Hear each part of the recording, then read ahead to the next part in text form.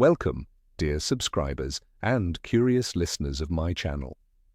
Luna Lovegood entered the Harry Potter story quite late, only in the 5th book, but in a short time she not only became one of Harry's closest friends, she also won the hearts of millions of fans all over the world. Her charm lies in the fact that Luna is a remarkable blend of wisdom, kindness, and pure eccentricity. Today, let's remember the most unusual, funny, and strange moments connected with this character. Enjoy the video. Number 1. Radish earrings. Luna always knew how to surprise, but earrings made of real radishes, that was something else. From a practical standpoint, it even made sense. If you get hungry, you always have a snack at hand. Interestingly, it was the moment Harry first noticed these earrings that Luna unexpectedly told him she believed in him. For Harry, this meant a lot. At that time, hardly anyone supported him, and the words of this odd girl with strange jewelry became a breath of hope. Number 2. Reading the Quibbler upside down. Luna's first appearance was unforgettable. A wand tucked behind her ear, a necklace made of corks, and a newspaper she was holding, upside down. Some might have laughed at it, but with Luna everything had its hidden meaning. Maybe she really did know how to project the text so she could read it from any position.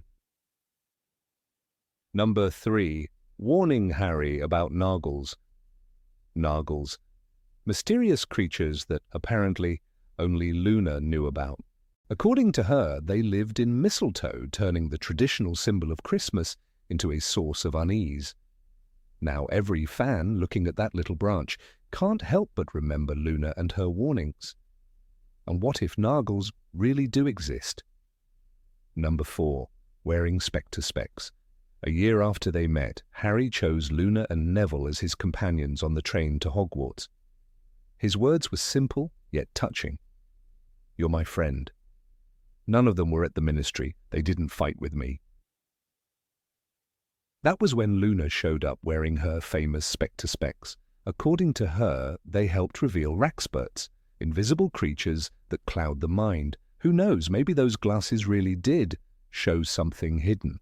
Number 5. Commentating the Gryffindor-Hufflepuff match. When Luna was entrusted with commentating a Quidditch match, the audience certainly didn't get the usual sports coverage. She constantly forgot players' names, got distracted by clouds of interesting shape, and of course, completely ignored the score. But that was exactly what made her commentary so delightful, so much so that Ron admitted he'd be happy if Luna commentated every match. Number 6. Laughing too long at Ron's joke. Ron Weasley was always known for his sense of humor, but even his jokes rarely caused such an outburst. When he compared Goyle to, let's just say, a certain part of a baboon's anatomy, Luna burst into such hysterics that she woke up Hedwig and scared off the pets. She laughed so contagiously and for so long that the magazine slipped out of her hands. You've got to admit, it takes a special gift to enjoy a joke with that much sincerity. Number 7. The Roaring Lion Hat. "I'm supporting Gryffindor," Luna declared, pointing to a giant lion hat. She tapped it with her wand, and the lion's head let out such a thunderous roar that everyone around jumped. "Not bad, huh?" she said. "I wanted it to also chew a snake, but I ran out of time." And this, despite the fact that Luna herself studied in Ravenclaw. That's true fan loyalty without limits. Number 8. Decorating her room with portraits of friends. When Harry visited Luna's home during Christmas in Deathly Hallows, he stepped into a room unlike any other. The walls were covered with hand-drawn portraits of himself, Ron, Hermione, Ginny, and Neville. Each face glowed with a warmth that came from Luna's own imagination, linked together by delicate golden chains painted to look like beams of light. It was not decoration for style, it was Luna's vision of friendship made visible on every wall. To some, the sight might have felt overwhelming, even obsessive. The drawings filled the space so completely it was impossible to look anywhere without seeing their faces. Yet, in Luna's world, it was not about possession. It was about love and loyalty. Harry, who so often felt alone in his fight, was struck by the sincerity of her devotion. The room said without words, "You are not alone. I believe in you." Rowling writes, "The walls were covered with paintings of Harry, Ron, Hermione, Ginny, and Neville, all linked together with a chain of golden words. Friends." For Luna, friendship was not casual, it was sacred. What others dismissed as strange or excessive was her way of honoring the bond that held them together. In that glowing room, Harry understood just how deeply she valued him and the others, and how much strength he drew from that silent promise. Number 9. Attending Bill and Fleur's wedding barefoot.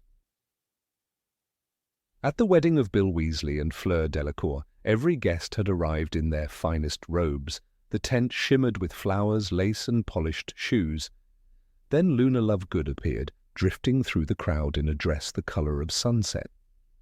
She was barefoot. Around her ankles jingled strands of seashells tied together like ornaments. Heads turned at once. Fleur nearly dropped her bouquet when she saw Luna step across the floor with perfect serenity. Molly Weasley gasped, horrified that one of the guests would show up without shoes on such an occasion. But Luna seemed utterly unbothered by the stares. She smiled as if nothing was unusual, her pale hair glowing under the enchanted lanterns. When someone asked why she hadn't worn shoes, she answered without hesitation. "Shoes make it harder to hear the earth breathe." The words were spoken so calmly, so sincerely, that a few people actually paused to wonder if she might be right. Ron choked on his drink, trying not to laugh, but Harry only shook his head with a smile. This was Luna being Luna, as consistent as ever. What could have been seen as rudeness or eccentricity turned, in her hands, into poetry. She crossed the wedding floor with bare feet, moving as though she belonged to another rhythm entirely. Among silks and polished boots, her shells clinked softly like a tide washing against the shore. It was absurd yet unforgettable, just another moment where Luna Lovegood transformed strangeness into quiet magic. Number 10. Calmness while imprisoned in Malfoy Manor. When Luna Lovegood was captured by Death Eaters and taken to Malfoy Manor, it was one of the darkest moments of the war. She was imprisoned in the cold, damp cellar alongside Garrick Ollivander, the Wandmaker. The place reeked of despair, yet Luna's voice, when Harry was thrown in with them, carried no fear. She greeted him as if they had simply met in a corridor at Hogwarts. Her calmness was almost eerie. While Harry felt the weight of danger pressing down on him, Luna spoke gently, reassuringly. "We're still alive, Harry," she whispered. "That's something." It was not denial. She understood perfectly where they were, but her tone stripped the terror from the room. Even Ollivander, frail and trembling, seemed steadied by her quiet presence. The contrast was striking. Any other student would have broken down in fear, but Luna sat cross-legged on the stone floor, as though waiting for a lesson to begin. Harry remembered thinking how strange it was that she never once raised her voice, never once cried out. Her serenity made the dungeon feel less like a prison and more like an odd pause in the chaos. Rowling shows in Deathly Hallows that Luna's unshakable composure became a kind of shield for her friends. While Ron and Hermione were frantic in their attempts to escape, Luna's words gave Harry focus. Fans still marvel at how she carried light into one of the darkest scenes of the series. It was absurd, yes, but also extraordinary. Luna Lovegood remained herself, even in the heart of Malfoy Manor. Number 11. Belief in the existence of Rackspurts. Luna Lovegood had many unusual beliefs, but few were as peculiar as her conviction that Rackspurts were real. She insisted they were invisible creatures that drifted around, crawling into people's ears and clouding their brains. "They make your thoughts go fuzzy," she explained, with perfect seriousness, as if describing a common household pest. For most students, Rackspurts sounded like nonsense. For Luna, they were as real as owls and broomsticks. The absurdity reached its peak when Hagrid overheard her talking about them. At first, he thought she meant some rare, magical species, perhaps hiding in the Forbidden Forest. He listened carefully, even nodding along, before realizing that Luna was pointing at mushrooms growing by the path. To her, the fungi were alive in ways others could not see, able to think, to walk, even to whisper secrets. Hagrid laughed, but Luna remained calm, tilting her head as if she could hear them. It was classic Luna. She transformed the ordinary into something enchanted. Where everyone else saw dull patches of earth and simple mushrooms, she saw a community of hidden beings. It was not about whether raxperts or talking fungi truly existed. It was about her refusal to let magic be limited by rules. That imagination made her both the strangest and the most open-hearted student in Hogwarts. Rowling captures Luna's unique outlook in Half-Blood Prince when Harry notices her wearing spectre specs to keep an eye out for raxperts. The moment is both comical and endearing. Readers laugh at the absurdity, yet also feel the charm in her unshakable belief. Luna's world was not smaller because of her strange ideas. It was larger, richer, and filled with wonders invisible to everyone else. Number 12. Dancing alone at the wedding. At Bill and Fleur's wedding, when music filled the air and couples moved gracefully across the dance floor, Luna Lovegood did something no one expected. She walked to the center alone, closed her eyes, and began to spin. Her arms floated as if she were carried by an unseen current, her pale hair catching the light like silver threads. While others tried to follow the rhythm of the band, Luna seemed to follow her own invisible melody. Guests turned away, embarrassed by her odd display. Some whispered, others chuckled quietly. Yet it was impossible not to watch her. She danced with such complete freedom, as if the world beyond the tent had ceased to exist. In that moment, she looked untouched by war, by fear, by everything that weighed on the others. It was strange, yes, but also strangely beautiful. Neville Longbottom's eyes never left her. He stood near the tables, clutching a goblet, his face lit by the lanterns. To him, Luna was not ridiculous but radiant. She seemed to embody the very magic they were all fighting to protect: innocence, joy, and the courage to be different. When she twirled and laughed softly to herself, Neville smiled in a way that said he understood her better than anyone else. Rowling never wrote much about Neville's thoughts during the wedding, but the moment lingers in the memory of fans. Luna's solitary dance was more than a quirk. It was a symbol of her spirit. Where most sought safety in conformity, she dared to be herself, even on a crowded floor. As she spun beneath the enchanted ceiling, she turned awkwardness into art, and for Neville, it must have looked like the purest form of magic. Number 13. Drawing a Gryffindor lion on the Great Hall ceiling. During the Gryffindor celebration in the Great Hall, when the banners were already flying red and gold, Luna Lovegood decided the ceiling needed something more. She lifted her wand, and with a flick, a shimmering golden lion appeared above the students. It prowled across the enchanted sky, its mane glowing like fire. The lion opened its mouth, but instead of a ferocious roar, it let out a soft, melodic purr that echoed through the hall. The effect was immediate.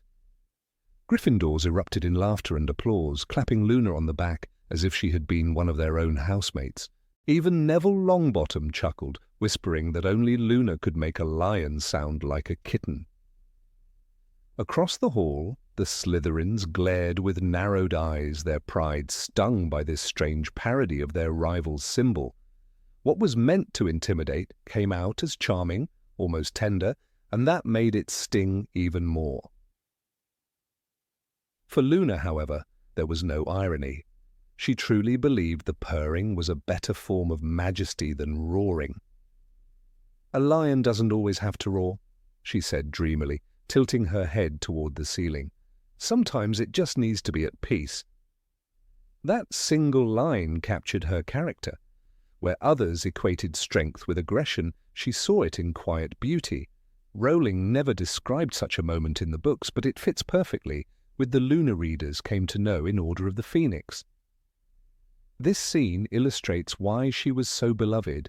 Her ability to twist expectations and make even a symbol of power into something oddly gentle, while others fought for dominance, Luna offered a reminder that true greatness could also be soft, absurd, and unforgettable. Number 14. Seeing Thestrals as beautiful creatures. When Harry first saw the skeletal bat-winged horses pulling the carriages to Hogwarts, he thought he was going mad. None of his friends could see them. Hermione only looked confused. Ron looked worried, but Luna Lovegood stood calmly at his side and said, "You're just as sane as I am." That was the moment she introduced him to Thestrals, the creatures that remain invisible to anyone who has not witnessed death. Unlike most students, Luna felt no fear. She reached out and stroked the bony neck of the Thestral as if it were a trusted pet. Where others saw shadows of death, she saw grace. "They're wonderful, aren't they?" she said softly. Harry, still shaken by Cedric Diggory's death, was struck by the odd comfort in her voice. It was a scene that showed Luna's peculiar strength, her ability to find beauty in darkness. For Harry, the Thestrals symbolized something terrifying. They reminded him of loss and grief. Yet Luna's perspective shifted the meaning. She treated the creatures like gentle companions, comparing them to something as harmless as cats. This contrast, her calm acceptance against the fear of others, made the moment surreal, almost absurd, but also deeply moving. It was Luna who helped Harry see that the Thestrals were not monsters, but misunderstood beings. In Order of the Phoenix, Rowling writes, they were standing quite still, staring at Harry with their large, white, shining eyes. Through Luna's eyes, those stares were not menacing, but full of quiet dignity. Without her, Harry might have carried the weight of fear alone. With her, he learned to accept the invisible. Number 15. Posters in support of Harry.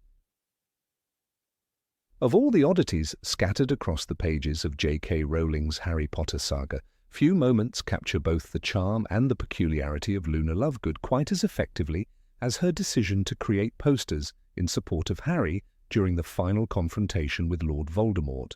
What begins as a noble gesture of solidarity, a public declaration that she and others in Dumbledore's army still believe in Harry's mission, is quickly transformed into one of the most curious visual details of the series. Luna, who is introduced as eccentric from her very first appearance in Harry Potter and the Order of the Phoenix, stays true to her peculiar perspective on the world. When she paints gigantic banners proclaiming "We believe in Harry Potter," she simultaneously fills the space with sketches of creatures that most people believe do not exist.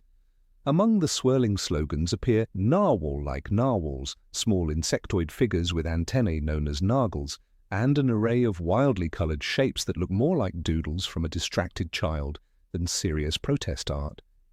The result is simultaneously moving and awkward, a blend of genuine loyalty and baffling presentation. This is precisely where the tension lies in this episode. On the one hand, Harry is being ridiculed across the wizarding world for daring to claim that Voldemort has returned. He is painted by the Daily Prophet as a liar, attention-seeker, even an unstable teenager who wants fame.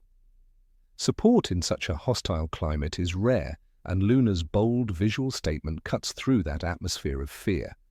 Yet Rowling does not let the moment sit as pure heroism.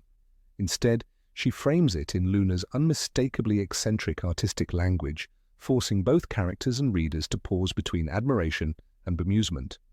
The artistic choice undermines the intended solemnity of the message. The awkwardness becomes more apparent when even Ron Weasley, whose usual commentary borders on insensitive, cannot help but react with confusion. Is that supposed to be a lion?" he asks with disbelief in Harry Potter and the Order of the Phoenix. His question mirrors the reader's own, and in Luna's world of unshakable self-assurance, she simply responds with certainty that, of course, it is a lion. The lion itself carries symbolic weight in the Gryffindor house, a banner of courage, bravery, and unyielding defiance. In a time when Harry is vilified by the Ministry and his classmates are divided between trust and skepticism, the act of drawing Gryffindor's animal emblem should have been a powerful act of allegiance.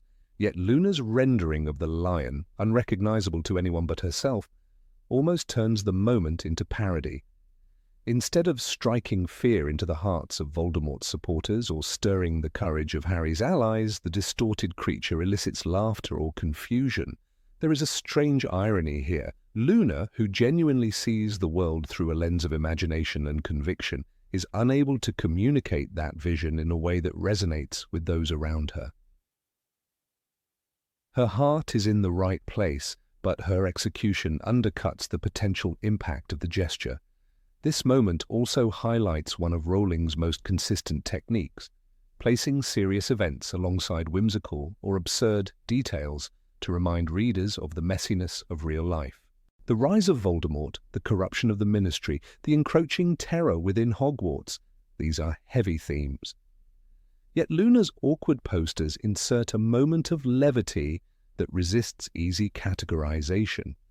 The scene is not purely comic relief because the posters represent a deep act of loyalty, nor is it purely inspiring because the artistic absurdity is impossible to ignore. It sits in an ambiguous space, a liminal moment where sincerity and strangeness overlap. Readers are forced to reckon with the uncomfortable truth that loyalty and belief are not always expressed in elegant or effective ways. Sometimes devotion comes wrapped in doodles and creatures nobody else sees. For Harry himself, Luna's posters carry a dual effect. On the surface, they are embarrassing, as if his cause has been reduced to childish scribbles that weaken his credibility. For a boy already wrestling with doubt, anger, and isolation, this is hardly comforting. Yet beneath that layer of awkwardness lies a rare form of unconditional support. Luna does not care how her message is perceived by others, nor does she care if her creatures look ridiculous to the skeptical eyes of her peers. She believes in Harry with a purity that does not waver, and she puts that belief into color, lines, and words visible to anyone willing to look. This raw loyalty, no matter how oddly expressed, is what Harry craves most in a world where friends, teachers, and institutions often fail him. The context of Luna's support is important. In Order of the Phoenix, when Harry struggles against Umbridge's propaganda machine, few students dare to stand by him. Even Hermione approaches him with caution, urging restraint in his public claims. The DA itself is built in secrecy, hidden in the room of requirement, with members fearful of being discovered. Luna's posters, by contrast, are unapologetically public. They are not whispered words in corridors or cautious nods of agreement. They shout, "We believe," in broad letters for all to see. That courage is unusual, especially considering how marginalized Luna already is. Nicknamed Loony Lovegood by her classmates, she suffers constant mockery for her oddities. To add another reason for ridicule by openly siding with Harry is to risk even greater isolation. But Luna does not calculate risk. She simply acts on belief. Number 16, offering strange, homemade sweets. Harry had always known that Hogwarts was a place where strangeness became normality. Yet there were moments that stood out even against the shifting walls, moving staircases, and talking portraits. One of those moments arrived when Luna Lovegood, with her wide, unblinking eyes and air of calm detachment from the ordinary world, began to bring her own version of treats into the common areas. It was not unusual for students to share sweets, Bertie Bott's, every flavour beans, chocolate, frogs or pumpkin pasties, but what Luna offered was something so entirely her own that even among wizards it seemed odd. She presented them with an assortment of homemade confections wrapped in scraps of parchment, smelling faintly of peppermint and something far earthier. It was the sort of gesture that only Luna could deliver with absolute sincerity, as though she were offering the most precious treasures she had to share. The first time Harry encountered these unusual creations, he felt a strange mixture of curiosity and dread. He had faced down dragons and dementors, yet the uncertain look of Luna's sweets tested his courage in an entirely different way. He accepted one politely, as manners dictated, noting the unusual texture that felt somewhere between a mint leaf and a slice of dried carrot. The taste burst in his mouth with an unexpected clash of flavors: sharp peppermint, fiery pepper, and the unmistakable tang of dried radish. Harry forced himself to chew, then swallow, his throat protesting with every second. Still he smiled at Luna, who regarded him with serene pride and whispered that the treat was good for clarity of mind. He had no idea whether that meant it was meant to enhance concentration for studying spells or to chase away the invisible creatures she so often spoke about. Hermione, with her natural tact and deep sense of etiquette, quickly decided that the best course of action was to decline. She smiled kindly and shook her head, citing the excuse of not being hungry. Her knowledge of herbs and magical plants gave her good reason to be wary. Hermione knew that radish roots were sometimes used in strange old potions to awaken the senses, but she doubted that Luna's kitchen alchemy had been carefully measured. Her refusal was gentle, but it made her feel a pang of guilt as she watched Luna nibble on her own concoction as though it were Honeyduke's finest. Hermione admired Luna's conviction, but she could not bring herself to risk the strange combination. Ron, however, had the least patience for this sort of experiment. His appetite was famous, and he had rarely turned down food of any kind, yet one bite of Luna's offering convinced him otherwise.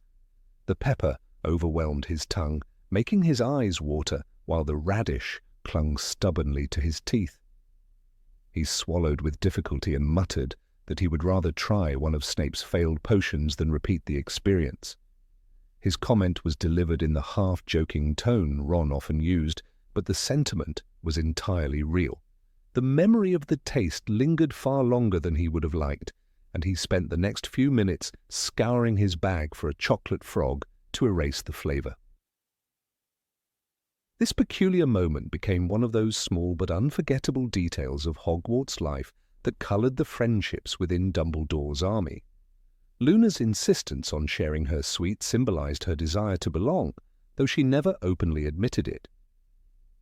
She was the girl who wore spectre specs and believed in creatures no one else could see, yet she never hesitated to give part of herself to her friends, even if it was in the form of oddly flavored candy. Harry remembered her quiet voice during that meeting when she said, "You don't have to eat it if you don't want to, but it helps keep the mind sharp." He could not tell if she believed it would ward off Nargles or simply bring focus, but the conviction in her eyes made him think twice about dismissing it as mere nonsense. The awkwardness of the situation lay not in the act of offering, but in the clash between Luna's earnestness and the others' discomfort. They did not want to offend her, yet they could not pretend to enjoy something that tasted so bizarre. It revealed a subtle tension in their group. While they were bound together by the fight against Voldemort, their personal quirks sometimes grated against each other. Luna was perhaps the most eccentric of them all, yet her eccentricity was also what made her invaluable. She brought perspectives no one else dared to consider, whether in strategy or in snacks. The strange sweets became a quiet reminder that friendship at Hogwarts was never just about shared victories in duels, but also about moments of compromise and tolerance.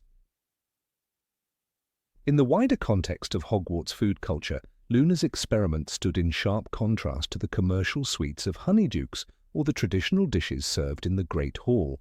Food at Hogwarts was often a comfort: pumpkin juice by the goblets, treacle tart after long days, or the warmth of butterbeer in Hogsmeade. Luna's candies, however, stripped away that comfort. They challenged the idea that sweets should be indulgent or pleasurable.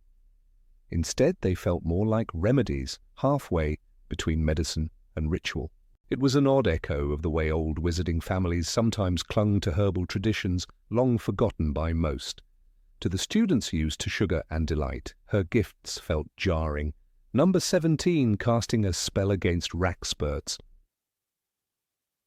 Luna Lovegood's presence in the Harry Potter saga was always a mixture of eccentricity and surprising wisdom, a balance that made her one of the most fascinating side characters in the series. She belonged to that rare group of people who did not need external validation to believe in what they said or did. Her famous talk of creatures like the crumple-horned snorkack or rackspurts set her apart, often provoking laughter from Ron Weasley or exasperation from Hermione Granger. Yet it was precisely this unconventional approach to reality that sometimes blurred the lines between absurdity and hidden truth. One particularly awkward moment involving Luna, Hermione, and the so-called mind wranglers, creatures Luna was convinced interfered with human clarity of thought, illustrates the odd dynamic she brought into the trio's adventures. It happened during one of those rare calm evenings at Hogwarts when the war was not yet at their doorstep and they were allowed moments of normalcy. Hermione had been working tirelessly on a potions assignment, muttering ingredients and measurements under her breath. Luna, with her usual dreamy look and wand loosely in hand, drifted closer.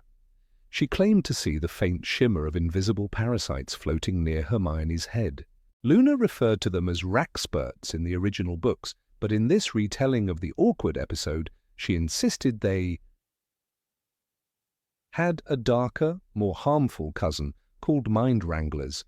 They were said to cloud thoughts, feeding on confusion and mental tension. Luna, without hesitation, offered her help, believing she knew the perfect charm to banish them. The incantation she attempted was anything but ordinary. In the style of her eccentricity, she raised her wand and murmured something that sounded suspiciously like a cross between Expelliarmus and a word she had invented on the spot. Expelliarmindranglus. To the others it was absurd.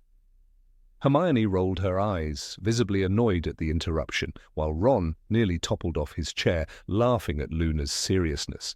Harry, who often found himself caught between the rational and the ridiculous, simply watched, his expression wavering between amusement and curiosity. Luna's voice was calm, almost melodic, and her gaze focused as if she truly believed the spell worked. She waved her wand in slow spirals over Hermione's head, ending with a decisive flick. Luna declared, with serene certainty, that Hermione was now free of the creatures that clouded her mind. She added, almost with a touch of prophecy, that Hermione would now think more clearly, like a river freed from weeds. The tone in her voice carried conviction. It was not meant as a joke. Hermione, of course, responded sharply, arguing that rackspurts, and by extension these new mind wranglers, had never been documented in any respectable book. She even quoted Fantastic Beasts and Where to Find Them, pointing out that there is no evidence of parasites affecting cognition, only Muggle psychology might dare to suggest such a thing. Yet the strangeness of the moment was not lost on anyone. What turned the absurdity into something unsettling was what happened shortly afterward.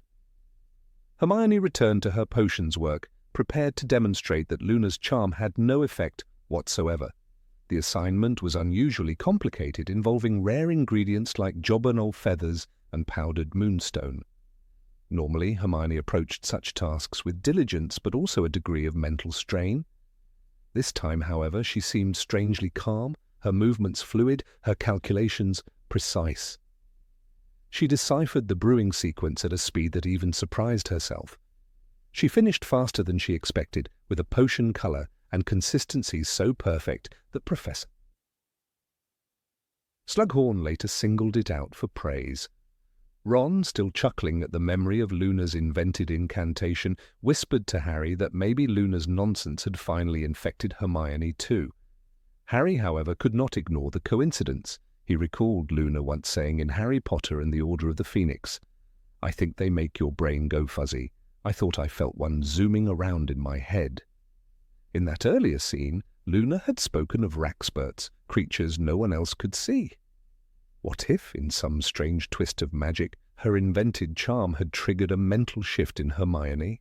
Even Hermione's rational mind had no easy explanation for her sudden clarity that evening. She insisted it was simply a matter of concentration, but a faint crease of doubt flickered across her forehead. This moment carried all the awkwardness of Luna's presence, her ability to introduce ideas that seemed foolish on the surface, but left behind lingering questions. The trio had experienced plenty of inexplicable magic, from cursed diaries to enchanted lockets, so why not invisible parasites of the mind? Luna's peculiar brand of logic thrived on this possibility. To her, there was no difference between believing in a nargle and trusting in a magical charm. Both required faith in the unseen. For Hermione, however, the episode remained a source of irritation. She hated the idea that her intellectual achievements could be attributed to what she called nonsensical superstition. The scene also revealed the subtle clash of worldviews within the group. Hermione embodied order, logic, and the reliance on books. Luna embodied chaos, intuition, and unfiltered imagination. Ron's laughter and Harry's quiet observation represented the middle ground. Together, their interactions created the dynamic tension that made these small, awkward moments memorable. What seemed like a joke was, in truth, a miniature battlefield of belief. Could it be that Luna, with her Expelliarmus Wranglus, had stumbled upon something deeper than she realized? The awkwardness of the moment lay not only in the absurdity of the spell, but in the uncomfortable suggestion that it might have worked. Number 18. Wearing a sleeping cat as a hat. Under the enchanted ceiling of the great hall, where candlelight drifted in the air and the stars above shimmered with their usual magic, a single figure once again managed to steal attention without even trying. Luna Lovegood, with her long, dirty blonde hair flowing freely and her wand tucked carelessly behind her ear, walked between the Gryffindor and Ravenclaw tables as though she were floating rather than walking. On her head sat what everyone first assumed to be an oddly shaped fur hat. The soft rise and fall of its breathing betrayed the truth only after a few moments. It was not a hat at all, but a living, purring cat curled neatly atop her head, its tail dangling lazily down the side of her face like a ribbon. For a moment, the hall fell into that familiar silence that accompanied Luna whenever she unveiled one of her eccentric inventions or outfits. The truth that she had decided to wear a dozing animal as a crown was both absurd and enchanting. Hermione Granger, who prided herself on keeping a composed expression even during the most chaotic moments of Hogwarts life, nearly choked on her pumpkin juice. Her eyes bulged as she grasped for a napkin, trying to wipe away the spill, unable to believe that Luna had brought a live creature into such a role. The scene resembled one of Luna's articles from the Quibbler, surreal and almost dreamlike. Ron Weasley's jaw dropped halfway through a mouthful of treacle tart, and Harry Potter, though used to Luna's oddities, found himself staring with a mixture of bewilderment and admiration. Luna's gaze, however, remained serene. She sat down, placing her hands neatly on her lap, as if nothing at all was unusual. The cat purred louder, stretching once before resettling into its curled position, as though the crown of Luna Lovegood's head had always been its rightful throne. The choice of accessory was not random. According to Luna, as she calmly explained later in her soft, faraway voice, the cat had chosen her. She insisted the animal had wandered into Ravenclaw Tower earlier that day, leapt gracefully into her arms and immediately nestled on her head. Luna had taken this as a sign that the universe wanted her to wear it as a hat. She spoke about energy fields and how cats, when positioned near the crown of the head, were natural amplifiers of one's aura. To most listeners, the explanation bordered on madness. To Luna, it was irrefutable truth. Things we lose have a way of coming back to us in the end, if not always in the way we expect, she once said in Harry Potter and the Order of the Phoenix, and here she seemed to apply the same philosophy. To her, the cat was not an inconvenience, but a gift, a messenger carrying something only she could understand. The animal itself seemed remarkably content. Far from panicked or restless, it lay curled around Luna's scalp, eyes shut in perfect harmony with her odd fashion sense. Its paws occasionally twitched in dreams, but never once did it attempt to leap away. This, more than Luna's words, left many students unsettled.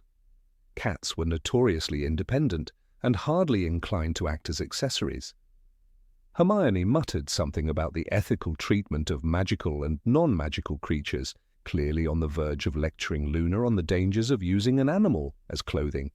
Yet she stopped short, realizing that the cat showed no signs of distress. Even Professor McGonagall herself, an animagus who could transform into a cat, was caught staring for longer than seemed proper. There was something about the image that unsettled even the most rational minds. In truth, Luna had always embodied contradiction. She was the girl who wore butterbeer cork necklaces, who spoke freely of nargles and crumple-horned snorkax, and who drifted through life as though tethered to a rhythm no one else could hear. The cat hat incident, as it came to be remembered, was perhaps the purest expression of her character. In that moment, Luna blurred the line between whimsical eccentricity and unsettling oddity. Some laughed, some gasped, and some recoiled in disbelief. Harry, however, could not help but smile. He remembered Dumbledore's words in the Philosopher's Stone. "It does not do to dwell on dreams and forget to live." Luna, in her own peculiar way, embodied the opposite. She dwelled on dreams precisely because she believed they were part of living.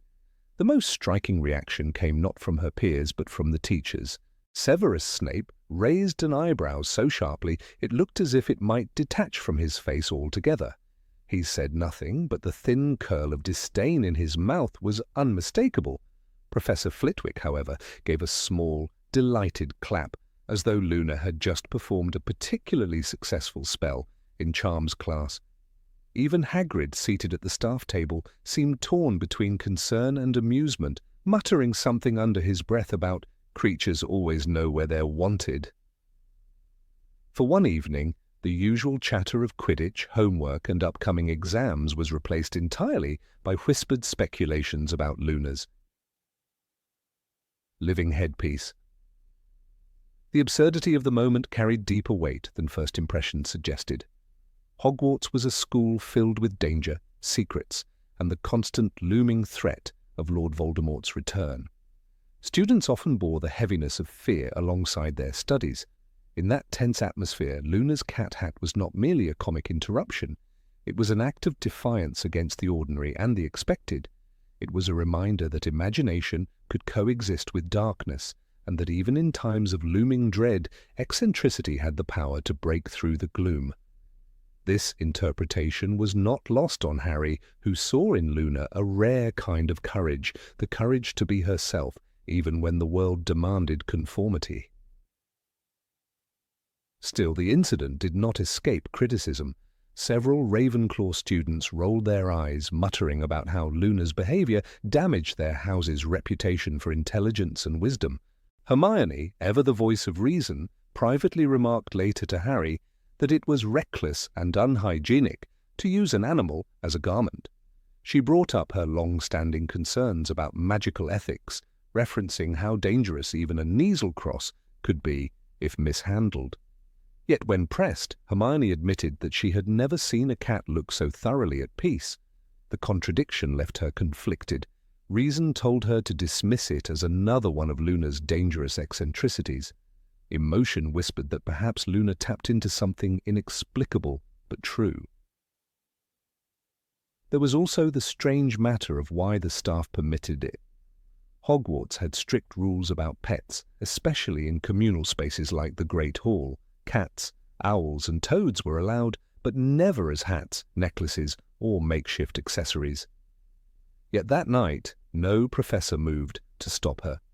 It was as though the school itself, steeped in its own mysteries, accepted Luna's choice. Dumbledore, always attuned to the unusual, twinkled behind his half-moon glasses as though he knew something others did not.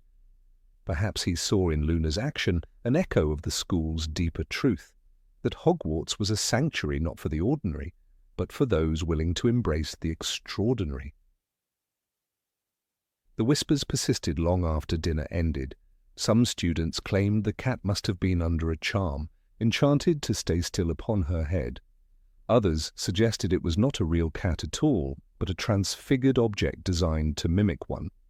Luna offered no clarification beyond her initial explanation. It wanted to be there. The more skeptical pressed her, but she only smiled dreamily and returned to reading The Quibbler. The lack of concrete answers only deepened the strangeness of the moment. It became a story repeated in corridors, classrooms, and even the library, where Madame Pince shushed gossipers who could not contain their curiosity. Years later, the memory of Luna's living hat would still resurface when her name was mentioned. Neville Longbottom recalled it with laughter, insisting it was proof that Luna saw magic where others only saw nonsense. Ginny Weasley, who grew close to Luna during Dumbledore's army, often defended the incident, saying, "It's just Luna. She sees the world differently, and that's why we love her." Even Harry, reflecting on it after the war, understood it as a symbol of resilience, a moment of innocence preserved in a time when innocence was rapidly disappearing. The cat hat may have been ridiculous, but it was also unforgettable.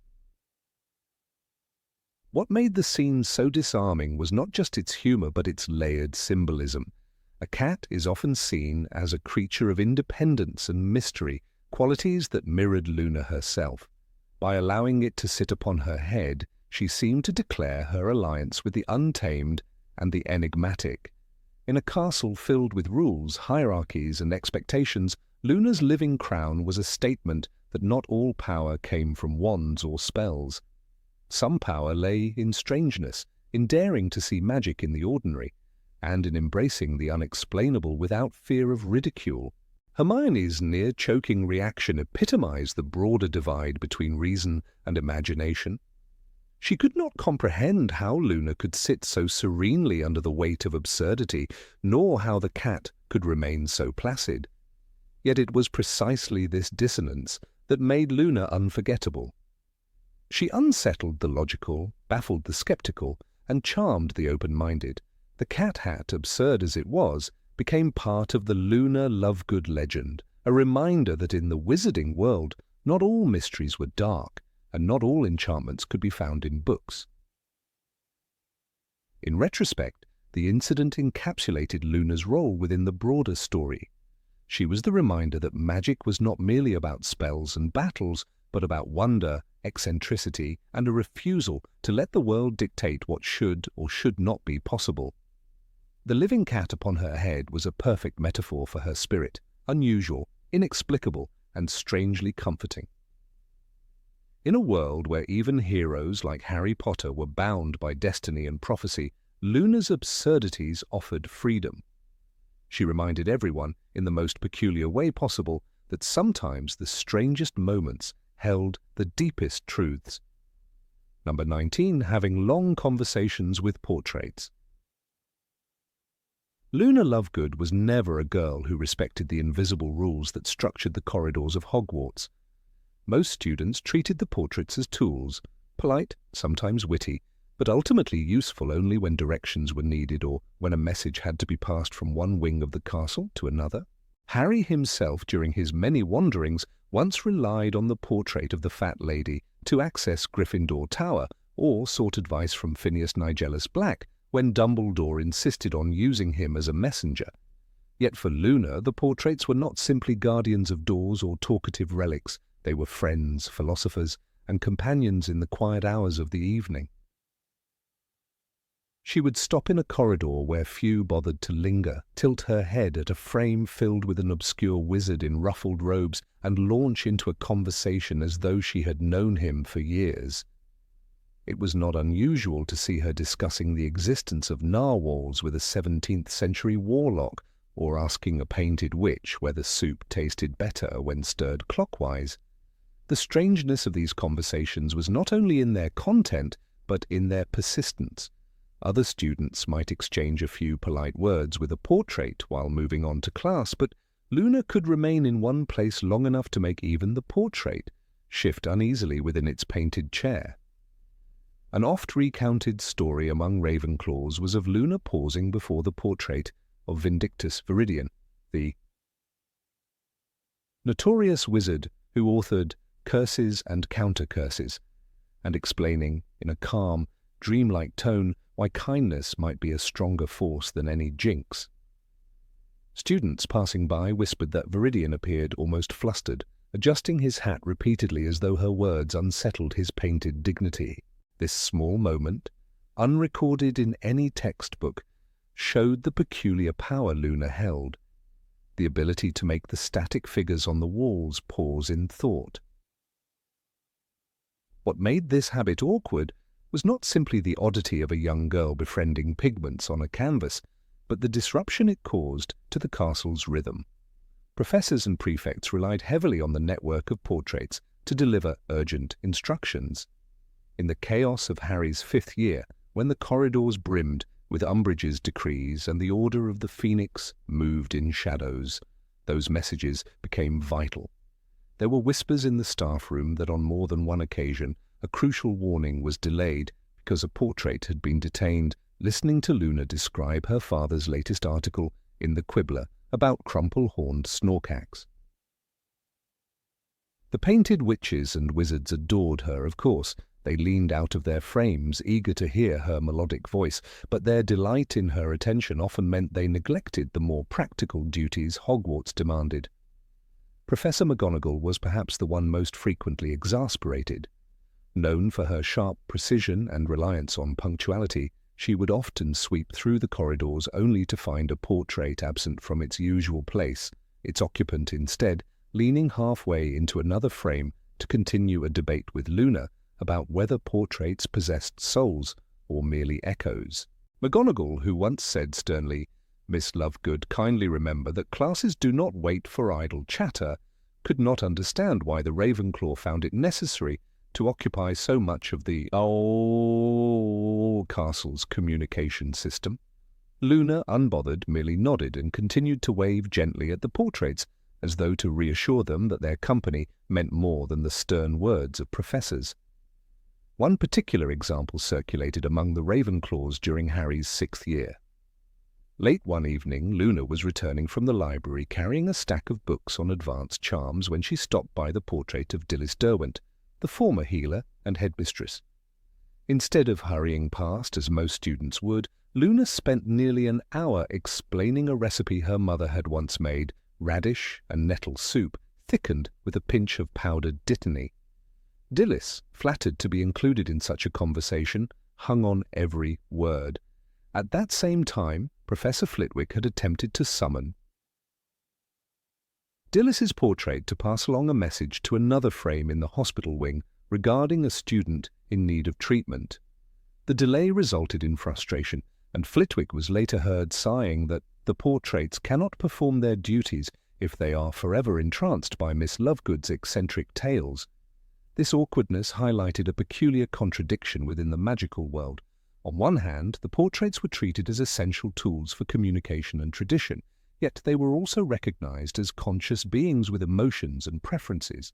Luna, unlike most, instinctively leaned into that humanity rather than ignoring it.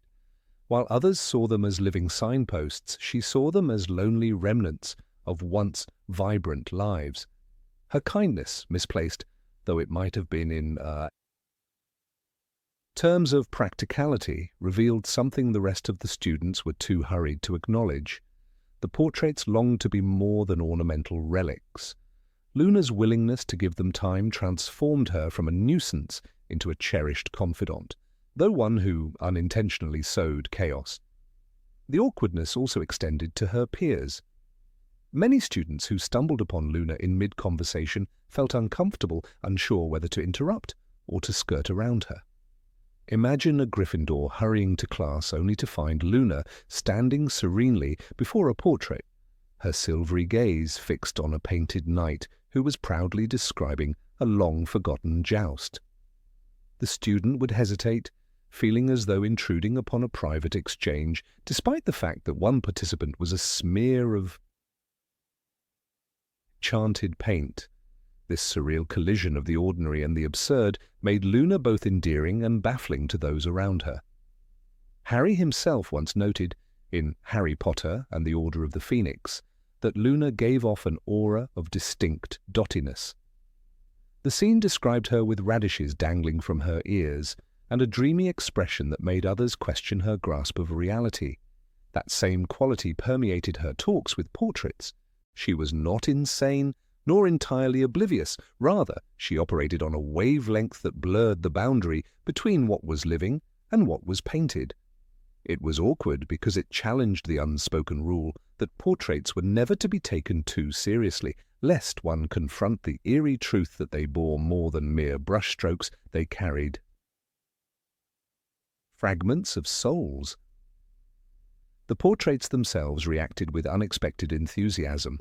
Sir Cadogan, notorious for his manic energy and love of dueling, declared to a group of bewildered Gryffindors that Luna was the only maiden in this castle who understands the honor of conversation with noble guardians of history. His loud proclamations, delivered while brandishing his sword, further irritated the staff but delighted Luna. She would smile serenely and respond with musings about whether invisible creatures ever visited painted worlds, leaving Cadogan in a flurry of excitement. His distraction grew so severe that he once forgot to guard a shortcut properly, causing yet another round of complaints from exasperated prefects. There was also the peculiar problem of time. Hogwarts functioned on schedules, bells, classes, and curfews. Luna, however, seemed untouched by the urgency that governed her peers. If a conversation with a portrait ran long, she simply allowed herself to drift with it, even if it meant arriving late to a lesson. In her 4th year, she was nearly given detention by Professor Snape after arriving late to potions, claiming earnestly that she had been learning something important from a 12th century herbalist in a portrait near the Great Staircase. Snape, unimpressed, deducted points from Ravenclaw, but the story spread quickly, reinforcing Luna's reputation as both charming and exasperating. The awkward tension between Luna's affection for portraits and the needs of Hogwarts became more pronounced during darker times. As the castle fell under the oppressive influence of Death Eaters in Harry's 7th year, the ability of portraits to pass along information secretly became crucial. Students organizing resistance with Neville Longbottom relied on them more than ever. Yet even then, Luna was known to pause, risking exposure, to share a moment of gentle conversation with a frightened, painted figure. In one whispered account, she calmed a trembling portrait of a young witch who had once perished in the Goblin rebellions, telling her that fear is only a shadow, and shadows fade when light returns. This blend of tenderness and impracticality captured the essence of Luna's interactions, infuriating in their timing, but unforgettable in their humanity. What made this quirk so memorable was the way it revealed something about Luna's character that no spell or battle could. Her eccentricity was not a mask, but a form of compassion that disregarded social expectations. Where others saw an awkward misuse of time, she saw an opportunity to offer dignity to forgotten echoes of the past. The awkward moment lay not in her conversations themselves, but in the world's inability to reconcile with them. Hogwarts demanded utility, Luna offered empathy. And yet, the complaints never ceased. Professors muttered, prefects sighed, and even Dumbledore, though fond of Luna, once raised an eyebrow at a report that she had kept Phineas Nigellus so entertained with a theory about narwhals that he failed to deliver a message to Grimmauld Place in a timely manner. It was precisely this sort of delay that highlighted the paradox. While Luna's compassion enriched the lives of the portraits, it jeopardized the efficiency of the living. Despite everything, her reputation among the portraits grew legendary. Painted figures whispered about her long after she left a corridor. Some even began to search for her, moving from frame to frame to catch her attention, which only worsened the delays. The awkwardness escalated to comedy when several portraits simultaneously abandoned their posts to follow her, leaving doorways unguarded and professors fuming. It was said that Luna merely blinked serenely at the chaos, thanking them for their company, as if their devotion were the most natural thing in the world. The awkward charm of Luna's behavior lingered in memory, not because it changed the course of the war or determined the fate of Hogwarts, but because it highlighted how different perspectives could clash within the castle's enchanted walls. The professors saw inefficiency, the portraits saw affection, the students saw eccentricity. Luna alone saw a form of truth that every voice, even painted, deserved to be heard. Number 20, wearing a dress made of the quibbler. Luna Lovegood's presence at Hogwarts was never ordinary, and her fashion choices became an inseparable part of her character. She seemed to walk through the castle as though untouched by the currents of conformity that shaped her peers. One of the most curious and awkward moments tied to her unique style was the outfit she fashioned from the very pages of the quibbler. This was not just a subtle accessory or a small piece of jewelry. It was an entire dress made of crinkling, ink-smudged sheets. Each movement caused a rustle, as though a small library were following her down the stone corridors. For Luna, it was a statement of identity. For everyone else, it was baffling. The unusual garment highlighted the essence of Luna's approach to life, the refusal to separate herself from what she believed in. The Quibbler, a magazine edited by her father, Xenophilius Lovegood, was the very embodiment of eccentricity. Known for its bizarre headlines such as "Crumple-horned snorkax exist in Sweden" or "The ministry has been infiltrated by Nargles," the periodical was ridiculed by nearly every witch and wizard who had ever seen it. Yet Luna wore those same headlines across her body, sewn and pinned together like pieces of silk. She was not embarrassed when others stared. Instead, she radiated the quiet confidence of someone who simply didn't care. It is important to imagine the moment not just as comic relief, but as an intersection of truth and parody. When she walked into the classroom, parchment panels rustling, some students nearly burst into laughter. The whispers travelled quickly, and even those who did not normally notice her couldn't ignore the oddity. Harry Potter himself, who had already grown used to Luna's strange habits, could not help but be surprised. In Harry Potter and the Order of the Phoenix, Rowling described Luna as wearing butterbeer cork necklaces, radish earrings, and even spectre specs, but the newspaper dress was something far beyond. It was both costume and proclamation, as if Luna were saying, "Here is the truth I believe in, wrapped around me like armor." The headlines on her skirt added another level of absurdity. Phrases such as, "The Dark Lord secretly enjoys marzipan," were not just whimsical inventions. They were examples of the way the Quibbler poked at the seriousness of wizarding politics. To see these words marching across the folds of a dress was to see satire turned into fashion. Some of her classmates sneered. Others rolled their eyes, dismissing Luna as the loony Lovegood they had always called her. Yet Luna smiled, unbothered. She told them she was dressing in truth. In her mind, the flimsy fabric of printed words was no less protective than the thick wool robes her peers wore. The awkwardness of the moment stemmed from the clash between Luna's deep sincerity and the crowd's shallow judgment. Everyone knew that Hogwarts could be cruel to those who were different. When Harry was shunned in his 5th year for claiming Voldemort had returned, the laughter and whispers that Luna endured daily suddenly became familiar to him. Rowling wrote, "Luna was as serene as ever, talking dreamily about rack spurts, showing that her armor was not in blending in, but in carrying her uniqueness with quiet pride." The newspaper dress, in that sense, symbolized both her vulnerability and her strength. It revealed her eccentric roots, but also her indifference to ridicule. From a narrative perspective, Luna's fashion is not accidental eccentricity. Rowling often uses clothing to highlight identity and belonging. Think of Harry's second-hand clothes from Dudley, Hermione's well-meaning but plain outfits, or Draco Malfoy's carefully chosen, expensive robes. In Luna's case, fashion is a declaration of philosophy. She takes the intangible, her father's printed words, her belief in creatures no one else sees, and transforms them into something visible. This is why the newspaper dress feels both laughable and strangely profound. It is clothing that speaks, literally, through the inked headlines stitched into its folds. The dress also reflects the theme of truth in the broader story. While most wizards dismissed the Quibbler as nonsense, it was precisely that magazine which gave Harry a voice when the Daily Prophet tried to silence him.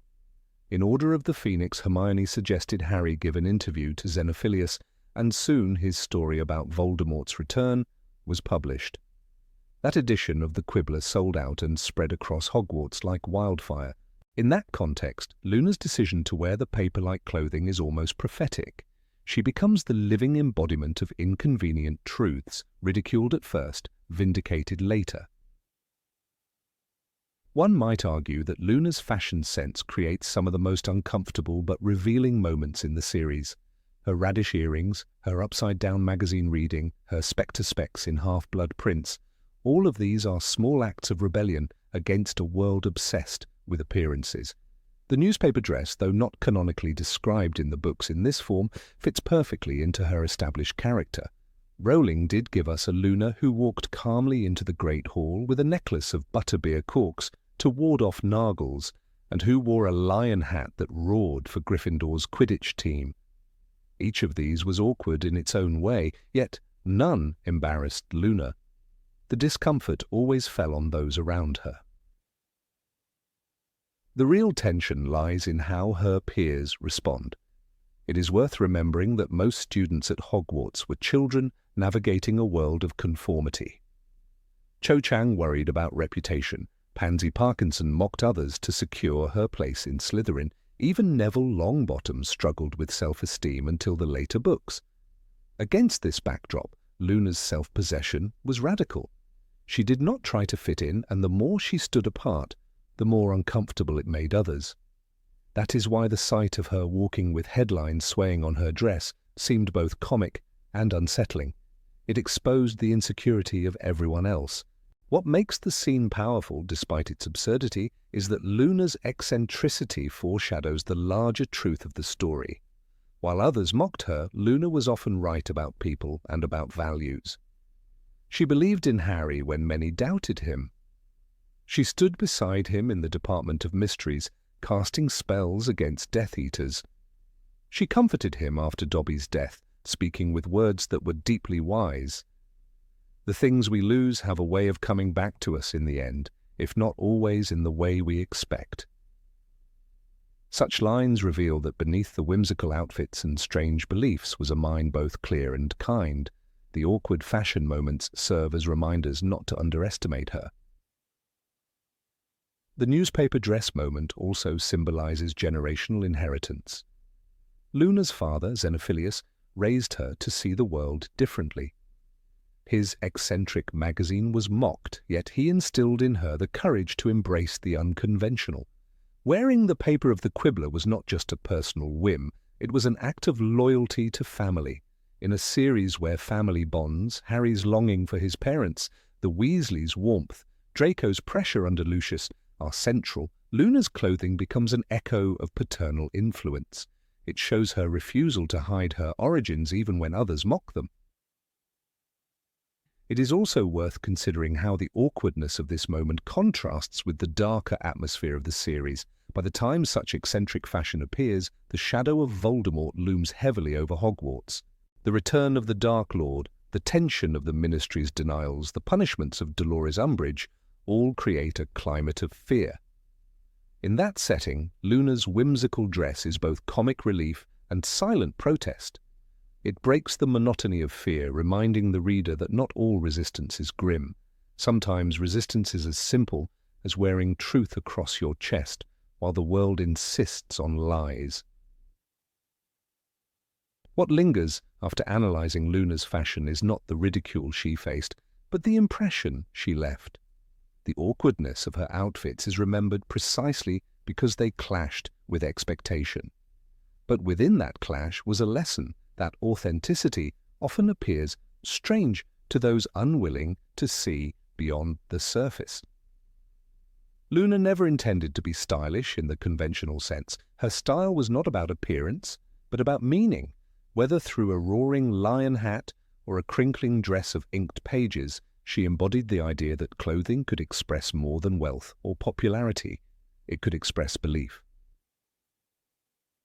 Harry himself came to value this. Though at first he was bemused by Luna's eccentricities, over time he grew to see her as one of his most loyal companions. When she joined Dumbledore's army, her oddities mattered little compared to her bravery. The awkward moment of the newspaper dress might have drawn laughter in a classroom, but in the final reckoning of war, her individuality was a strength. Harry saw that while many around him betrayed, doubted, or feared, Luna was constant. Her unshaken calm, reflected even in the most bizarre of fashions, became a form of quiet courage. Thus the fashion of Luna Lovegood, exemplified in this strange dress, is more than comic eccentricity. It is storytelling woven into fabric, a message about truth, identity, and courage disguised in crinkling paper. The awkwardness is intentional. It forces both characters and readers to reflect on why we laugh at difference. Luna did not need to blend in. She needed only to remain true, and in that she taught others more than any polished robe or ministry-approved uniform ever could. Number 21, experimenting with potions in her own way. Luna Lovegood was never meant to fit the rigid molds of Hogwarts classrooms, where most students clung to the well-thumbed pages of advanced potion-making and tried desperately to please Professor Snape with exact measurements and careful timing. Luna floated through the dungeon laboratory with the same dreamlike detachment that defined her very existence. The heavy air smelled of damp stone, simmering herbs, and cauldrons bubbling with precise concoctions. Yet Luna seemed to carry with her a pocket of another world, one filled with daisies, starlight, and curious theories about invisible creatures. It was within this clash of meticulous potion-making and Luna's whimsical imagination that one of the strangest and most unforgettable moments in Snape's class occurred, the moment students would later whisper about as potion-making Lovegood style. On a day when Snape was determined to test his NEWIT-level students with the Draft of Peace, the atmosphere in the dungeon was tense and suffocating. Harry remembered the professor's low, silken voice instructing the class, "Add powdered moonstone until the potion turns a misty silver color." Hermione scribbled furiously, Ron looked skeptical, and Neville trembled with the usual dread of causing an explosion. But then on the far side of the dungeon, Luna quietly tilted her head and began replacing the ingredients on the list with those that only she seemed to think made sense. Instead of moonstone, she crumbled dried dandelion petals into her cauldron with serene concentration. Where others used bat wings, she slipped in a thin slice of dried banana, as if such a choice were perfectly natural. No one dared stop her. Even Snape's black eyes, narrowed in suspicion, seemed unwilling to deal immediately with the spectacle she was creating. The strange substitutions gave her potion an oddly cheerful aroma that clashed violently with the usual mustiness of potion fumes.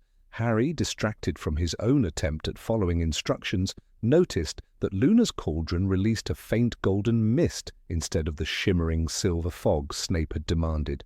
The dungeon, usually full of the acrid stench of failed attempts, began to smell faintly of fruit, like the kitchens after one of the house elves had baked pies. Some students exchanged bewildered glances. Hermione muttered under her breath, more to herself than to anyone else, that such deviations were catastrophic. Yet Luna, unbothered by the weight of rules, stirred her concoction with calm, steady motions, humming softly as though she were helping the potion, along with music only she could hear. There was, however, a moment when things crossed into the utterly absurd. After Luna added one last pinch of something that looked suspiciously like powdered sugar, her cauldron shuddered and released a sound. It was not the hiss of an exploding brew, nor the crackle of unstable ingredients. Instead, to the shock of everyone in the dungeon, the cauldron began to whistle a tune, a cheerful little melody, as though it had been enchanted into becoming a kettle in the Weasley household. The sound grew louder, echoing in the stone chamber, until bubbles began to rise from the surface. These were not dangerous.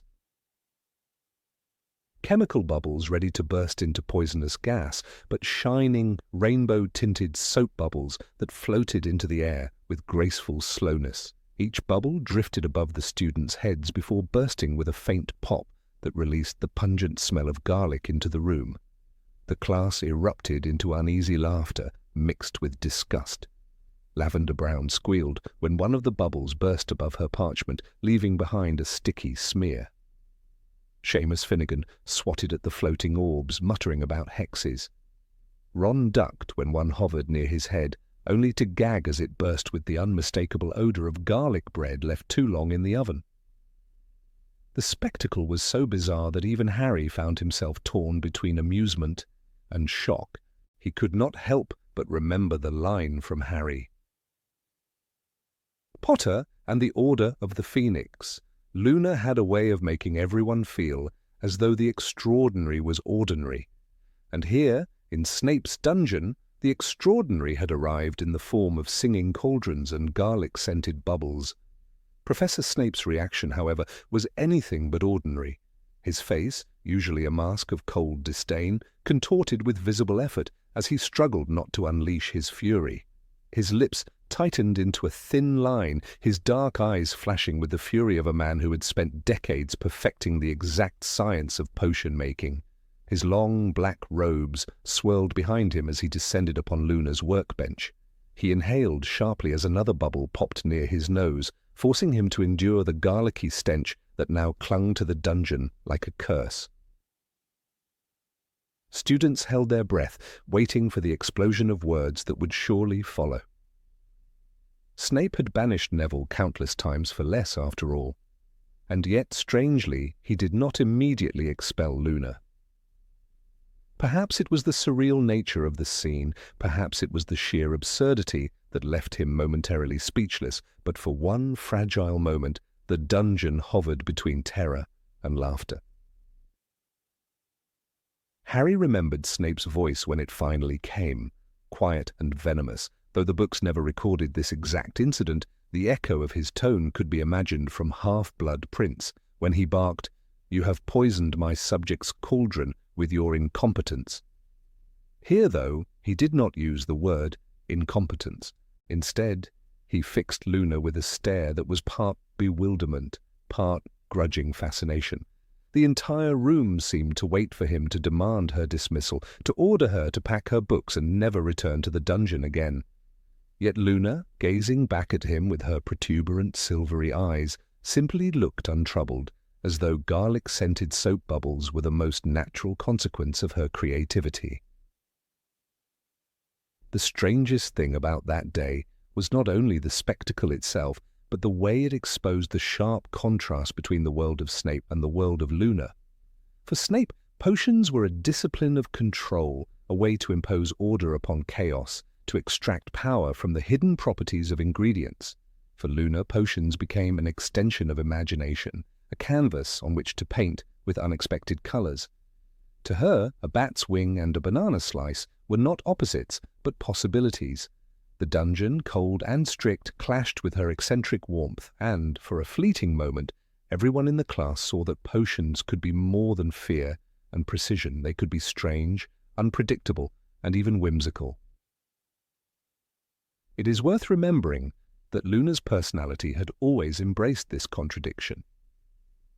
From wearing a butterbeer cork necklace to reading The Quibbler upside down, she consistently blurred the line between the absurd and the profound. In her own way, she reminded others that rules were not always sacred.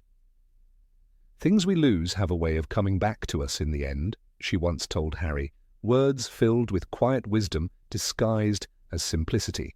That same philosophy guided her approach to potions. If one ingredient did not fit, another would come along, and who could say what new truth might emerge from the substitution? While Hermione would have fainted at such blasphemy, Luna's faith in her peculiar choices carried an undeniable charm. In retrospect, the episode of the singing cauldron revealed something deeper about the Hogwarts experience. Most students feared failure in Snape's class because failure meant humiliation, punishment, and scorn. Yet Luna embraced failure as though it were just another branch of discovery. Her potion did not produce the draught of peace. It did not shimmer silver or calm the nerves of those who tasted it. Instead, it created laughter, confusion, and a memory that would be retold with chuckles long after graduation. That was Luna's gift, the ability to transform shame into story, error into amusement, and misstep into a moment worth cherishing. Harry himself often looked back on the incident as a reminder of what Hogwarts truly represented. While he battled the weight of destiny and Voldemort's looming shadow, Luna offered a glimpse into another truth, that magic was not only a weapon or a discipline, but also a wonder. Even Snape, whose life had been built upon bitterness and control, had been forced to confront that truth, if only for the briefest instant when garlic-scented bubbles drifted through his classroom. In that surreal moment, he faced not incompetence, but imagination, and imagination, even when absurd, carried its own kind of power. The tale of Luna's experiment spread beyond the walls of the dungeon. Younger students whispered about it in the Great Hall, embellishing the details until some swore the cauldron had sung a lullaby in Mermish, or that the bubbles had spelled out words in mid-air. Older students laughed and shook their heads, saying only Luna could survive such a stunt under Snape's wrath. Even Hermione, exasperated though she was, admitted later that it had been memorable. That was perhaps the most fitting description of all.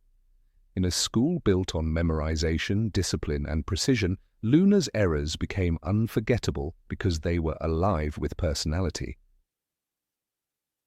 Years later, when Harry remembered the wars he had fought and the sacrifices he had witnessed, the image of Luna's potion still flickered in his mind.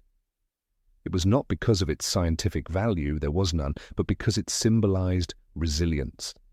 Luna had stood in the heart of fear, where Snape's sneer could crush most students, and she had remained herself.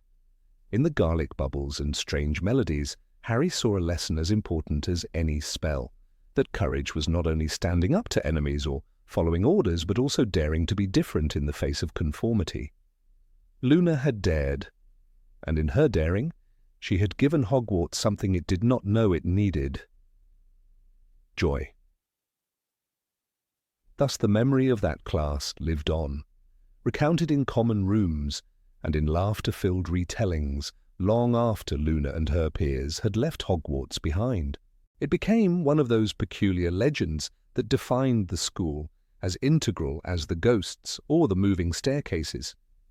Luna Lovegood, with her dreamlike detachment and fearless creativity, had shown that even in the cold, forbidding depths of Snape's dungeon, magic could still sing, laugh, and surprise. And though Snape never forgave her eccentricity, he too could never quite erase the garlic-scented music from his mind. Number 22. Giving Harry unusual advice before the battle. Of all the moments before the final battle at Hogwarts, one that stands out as strangely absurd, yet deeply human, involves Luna Lovegood and her curious advice to Harry Potter.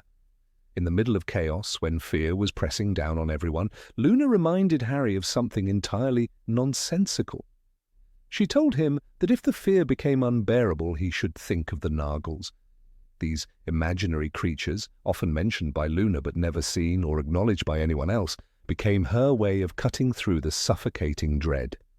It was so unexpected, so surreal, that Harry allowed himself a small smile, something almost impossible in that terrifying hour. The scene crystallized what Luna had always been in the story: a quiet source of brightness and an unshakable believer in the power of strangeness to rescue people from despair. What makes this moment so striking is its timing. The Battle of Hogwarts was not just another duel or confrontation. It was the culmination of years of struggle, grief, and sacrifice. Harry had just walked back into the castle knowing that lives would be lost, that people he cared about might not survive the night. Students who were too young to fight were being shepherded away, while others stayed behind, clutching wands with trembling hands, trying to look braver than they felt. The air was thick with dread. In the middle of this atmosphere, Luna approached with words that made no tactical sense. So yet the absurdity carried meaning. When Harry remembered her voice saying, "If it gets too frightening, think of the Nargles," he found himself grounded, pulled back from the brink of paralysis. To understand why Luna's words mattered, one must remember who she was throughout the series. Luna Lovegood was introduced as an eccentric outsider, mocked by many students, and called loony behind her back. She believed in things no one else believed in: crumple-horned snorkax, rackspurts, and, of course, Nargles. Her father Xenophilius printed theories in the Quibbler that most wizards considered laughable, yet Luna carried herself with an honesty and calmness that disarmed those who took the time to listen. For Harry, she became an unlikely ally. When he mourned Sirius Black, Luna was the one who gently told him that death was not the end, confiding that she could still hear her mother's voice beyond the veil. That conversation had left a permanent impression on Harry, teaching him that Luna's strangeness often concealed a piercing wisdom. The so-called absurd moment before the battle was, in reality, consistent with Luna's character. She did not attempt to give Harry a grand speech about bravery or destiny. She did not lecture him about leadership or duty. Instead, she reminded him of something ridiculous. By doing so, she reminded him to laugh, to breathe, to remember that even in the shadow of Voldemort, life still had quirks and absurdities. In Harry Potter and the Deathly Hallows, Rowling describes how Harry noticed Luna's presence not as a distraction, but as a comfort. Writing, Luna had drifted close by. Her large, protuberant eyes were gazing unblinkingly at Harry. Somehow, her calm gaze steadied him. The steadiness she gave him was not the product of rational strategy, but of emotional survival. It is almost ironic that Harry, who had been trained by Dumbledore and carried the knowledge of Horcruxes, who bore the weight of prophecy and leadership, found peace in the most bizarre suggestion possible. Yet it illustrates a fundamental truth. When fear consumes us, rational advice often fails. What helps is the unexpected, the reminder that fear does not own every corner of our mind. Luna, with her peculiar worldview, understood that instinctively. By asking Harry to think of Nargles, she was not truly asking him to believe in them, but to allow himself to step outside the crushing weight of responsibility for just one moment. She gave him permission to smile. This detail also underscores Luna's role in the larger tapestry of the story. While Hermione offered knowledge, Ron offered loyalty, and Neville offered quiet courage, Luna offered imagination. She was not part of Harry's innermost trio, yet her presence repeatedly proved essential in moments of emotional crisis. When Harry led Dumbledore's army, Luna was there, standing among those who believed in him when the Ministry painted him as a liar. When the group was imprisoned in Malfoy Manor, it was Luna's resilience that kept her spirit intact, despite months of captivity. And when the battle loomed, it was her reminder of Nargles that kept Harry from collapsing under the fear that threatened to choke him. Rowling herself once described Luna as the anti-Hermione. Where Hermione demanded evidence, Luna trusted intuition. Where Hermione dismissed the improbable, Luna entertained it. Yet in this final battle, it was not knowledge but imagination that Harry needed most. He felt a rush of affection for her sheer lack of fear in the face of what was coming, Rowling notes in the 7th book. Luna's words seemed foolish on the surface, but beneath them was the courage to be herself in a world that demanded conformity. That authenticity inspired Harry more than any calculated strategy could have. The humour in the moment is also worth noticing. Amid the solemnity, Luna's comment introduced absurdity without disrespect. It did not belittle the gravity of the situation, but it gave Harry a small reprieve. This balance is delicate.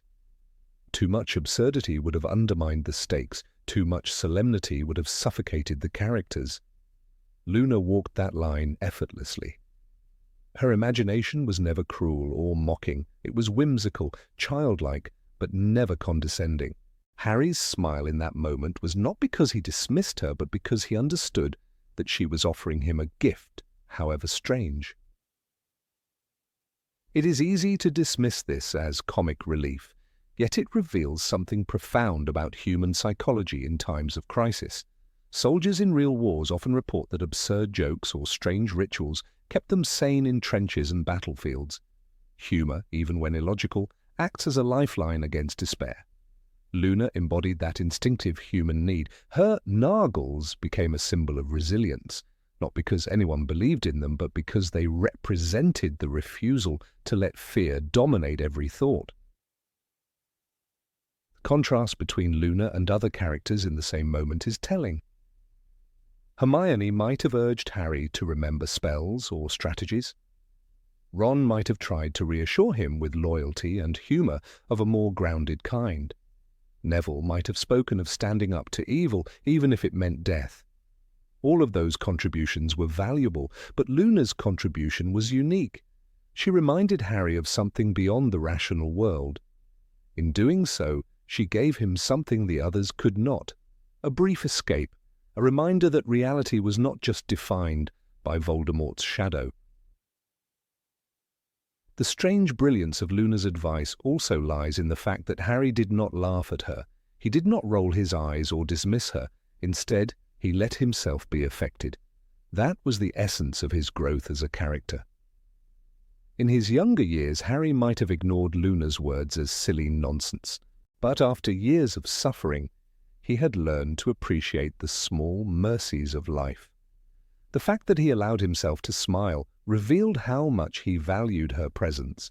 Her eccentricity, once dismissed, had become a vital part of his support network.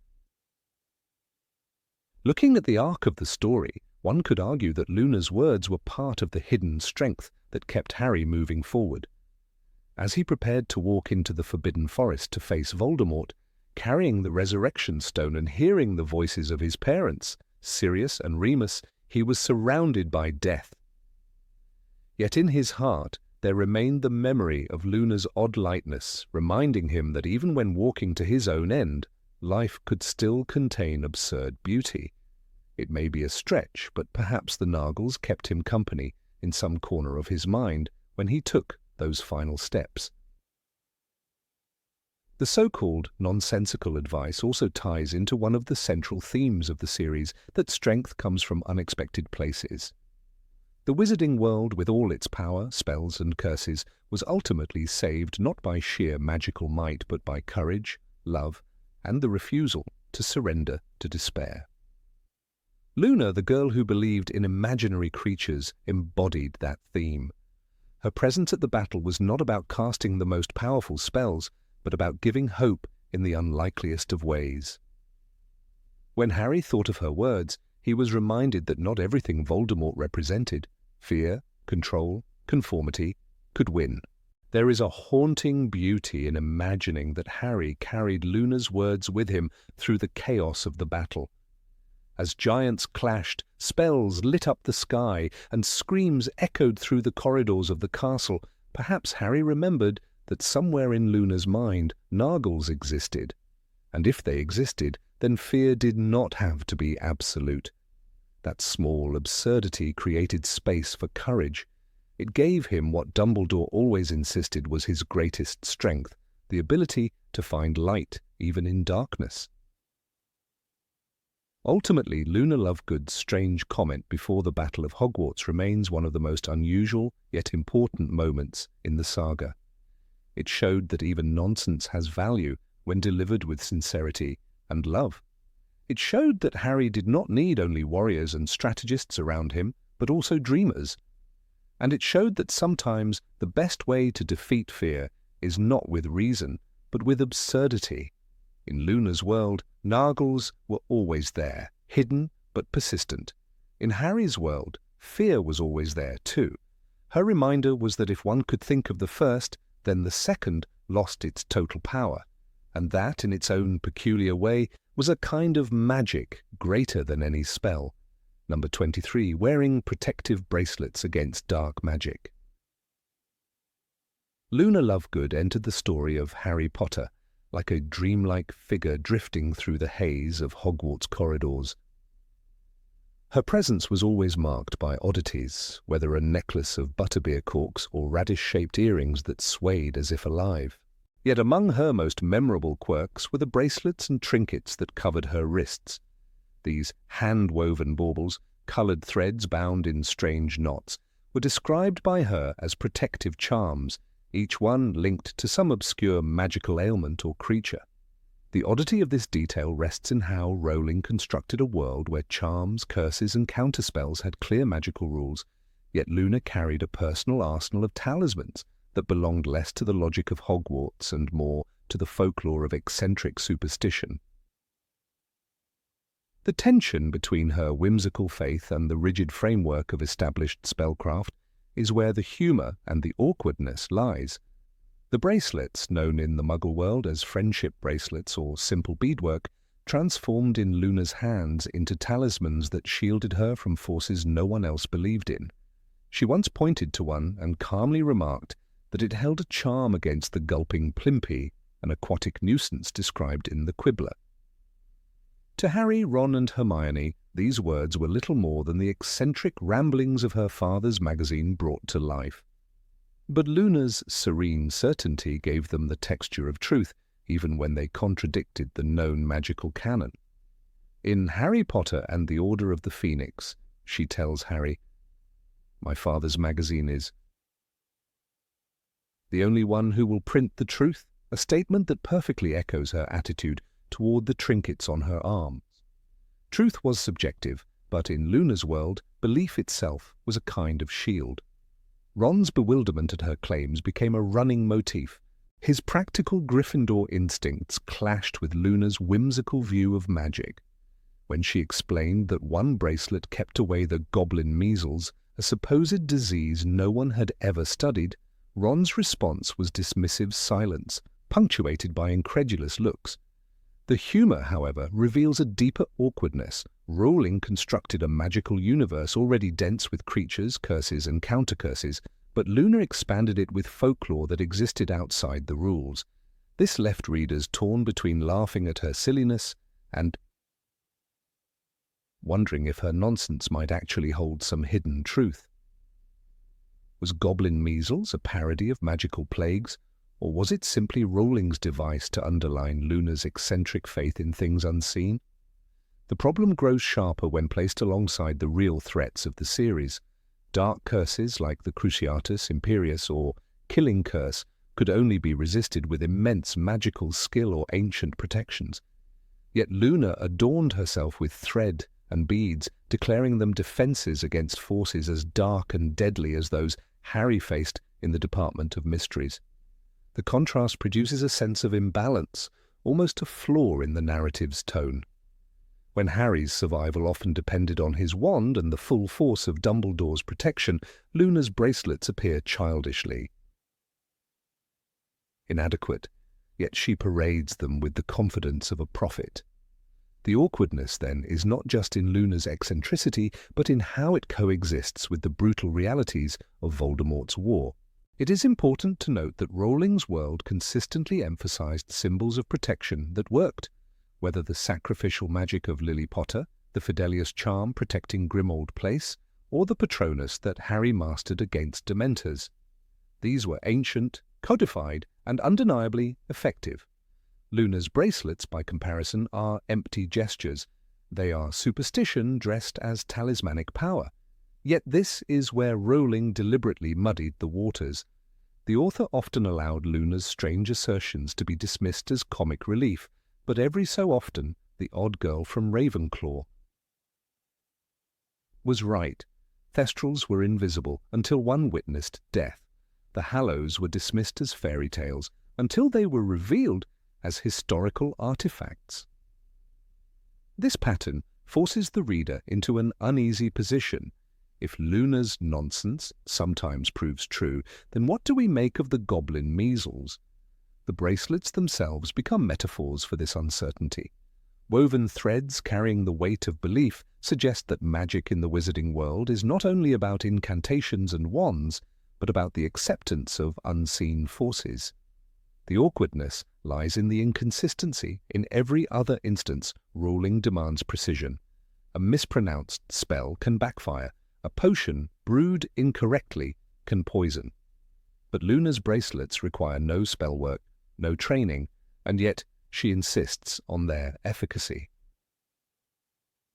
They are talismans of faith in a universe of rules, and that tension creates the unease for the reader. How can Harry's carefully practiced Expelliarmus be weighed on the same scale as Luna's cheerful declaration that a bead of blue glass will keep away narwhal curses? Rowling even emphasized Luna's serenity as a shield against ridicule. When Ron sneered at her beliefs, Luna never argued or defended herself aggressively. Instead, she replied with a calm certainty that made her seem immune to mockery. "You're just as sane as I am," she once told Harry, a line that resonates with both humor and quiet dignity. This composure allowed her trinkets to become more than a joke. They were a mirror of her worldview. Luna existed on the edges of Hogwarts, but she carried herself as though her knowledge was simply beyond the reach of others. The bracelets, therefore, are not only awkward narrative details, but declarations of identity, each thread a quiet rebellion against conformity. The scene of her bracelets also illuminates how the trio perceived her. Harry, burdened with prophecy, often accepted Luna's quirks with a tolerant amusement, sensing a wisdom hidden behind her oddities. Hermione, grounded in books and logic, saw them as dangerous nonsense, a rejection of intellectual rigor. Ron, practical but often immature, saw them as laughable. Their differing responses expose the larger themes of belief and skepticism in the series. What does it mean to believe in something unseen? Does belief itself grant a measure of protection? Luna's bracelets push these questions into the open, even when the text refuses to answer them outright. The awkwardness also comes from the lack of follow-through. While the Hallows arc vindicated Luna's belief in the impossible, the bracelets never return as meaningful tools. They remain comic decoration, forgotten in moments of real peril. When Death Eaters invaded Hogwarts, when Bellatrix tortured Hermione, when Voldemort rose in the Great Hall, no bracelet glowed with protective power, no talisman shielded Luna. The silence of the text on this detail turns them into abandoned motifs, ideas never explored to their full potential. In this sense, the bracelets are narrative loose ends, a reminder that Rowling occasionally introduced elements for color, but left them dangling without resolution. At the same time, one cannot dismiss the emotional resonance of Luna's charms. They symbolize a childlike hope in a world of violence. When others armed themselves with curses and counter-curses, Luna armed herself with woven strings and glass beads, believing that gentleness could guard her against evil. This contradiction may seem absurd, but it carries a quiet poignancy. In a series where innocence is continually eroded, Cedric killed, Sirius lost, Dumbledore betrayed, Luna's bracelets whisper of resistance through imagination. Their awkwardness, then, is a reflection of the awkwardness of holding on to wonder in a world of cruelty. The awkward detail of the bracelets also reveals Rowling's balancing act between satire and sincerity.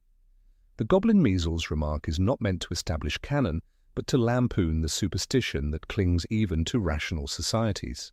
Just as muggles believe in horoscopes or lucky charms, wizards too may carry nonsense talismans. Rowling hints that magic, despite its power, cannot extinguish human credulity.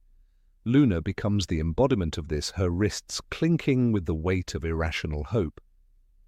Yet because she is also right about Thestrals and Hallows, the satire blurs into something more mysterious, leaving the reader unsure whether to laugh or to pause.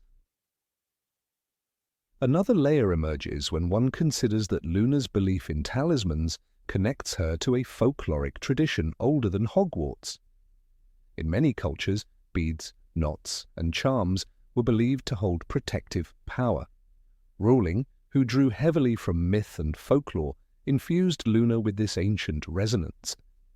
The bracelets may not function within the mechanics of Hogwarts magic, but they echo a deeper human history of warding off evil with simple crafts. The awkwardness comes from this clash of systems, formal spellcraft against the raw folklore of the human heart. Luna straddles both, embodying the tension rather than resolving it. One might even interpret the bracelets as commentary on the limits of magic itself. Wizards pride themselves on control, bending natural forces with incantations. Luna, by contrast, accepts that not everything can be controlled. Her bracelets are not about mastery, but about trust, a surrender to forces beyond comprehension. In this light, the awkwardness of her trinkets is less a flaw than a deliberate challenge to the arrogance of the wizarding world. When Voldemort believed in domination, Luna believed in thread and glass. Perhaps her folly was her strength, the belief that survival could rest not on force but on faith. Even after the war ended, Luna's bracelets linger in the imagination of readers because they encapsulate her essence, whimsical, out of step, yet strangely wise. They remain awkward because they never align with the logic of spells and curses, but they endure as emblems of individuality. Luna Lovegood was never meant to blend into the strict canon of magic. She was meant to stand apart, adorned with talismans that confused her friends and confounded the reader. The awkward moment of her bracelets is the perfect symbol of her role in the story, the reminder that in a world of death and darkness there is still room for eccentricity, hope, and belief in the impossible. Number 24, singing during an exam. During the long, tense spring days at Hogwarts, when the fifth-year students sat their OWL examinations, the Great Hall was transformed into a place of rigid silence. The enchanted ceiling still mirrored the June sky, but no one dared to lift their eyes from their parchments. Professor Tofty, along with several other stern examiners from the Wizarding Examinations Authority, patrolled the aisles with quills tucked behind their ears, watching for the faintest sign of cheating. In such an atmosphere of anxiety and whispered quill strokes, Luna Lovegood, with her characteristic absent-minded serenity, stood out as an anomaly. While others sweated over incantations and wand movements, she seemed immune to the suffocating weight of academic expectation. Her presence was like a breeze flowing into a sealed chamber, and her eccentricity reached its peak on the day of the practical charms exam, when she did something that not even the bravest Gryffindor or most reckless Slytherin would have dared attempt. As the students lined up to demonstrate their wand work, the examiners moved briskly down the row. Each candidate was asked to perform a series of standard spells, a levitation charm on a feather, a cheering charm upon a waiting volunteer, and a silencing spell on a noisy cage of birds. Harry Potter remembered the sweat trickling down his back as he concentrated on the precise swish and flick that Professor Flitwick had so often demanded. Hermione Granger performed immaculately while Ron Weasley nearly stumbled when his cheering charm went slightly awry, producing laughter so uncontrollable that the examiner had to cast a counterspell. And then there was Luna.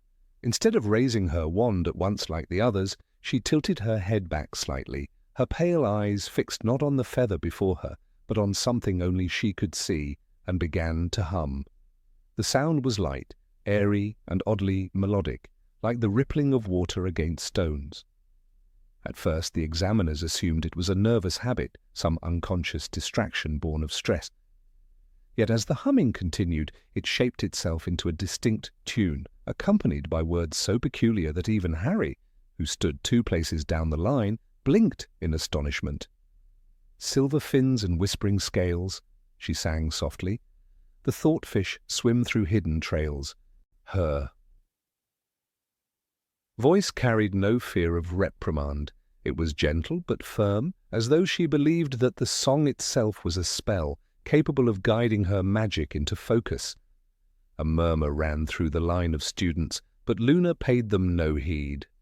Professor Tofty cleared his throat pointedly, but Luna merely smiled vaguely and explained in her usual dreamy tone that singing aided her concentration. She then raised her wand and, to the examiner's visible surprise, executed the levitation charm flawlessly, sending the feather dancing high above their heads in a smooth arc before settling it gently back on the table. It was not only accurate, but graceful, as if the charm had been enhanced by the rhythm of her unusual performance. Even Hermione, who normally regarded Luna's eccentricities with polite tolerance, had to admit later that the execution had been impeccable. When the next task came, the cheering charm, Luna's voice lifted once more, and this time her lyrics spoke of crystal rivers and fish that whispered secrets into the ears of dreamers. The volunteer student seated before her suddenly broke into a laughter so bright and natural that it startled the examiner. The effect was not overdone like Ron's mishap. It was balanced, cheerful, and almost enchanting. Luna seemed entirely unbothered by the watchful eyes of her peers.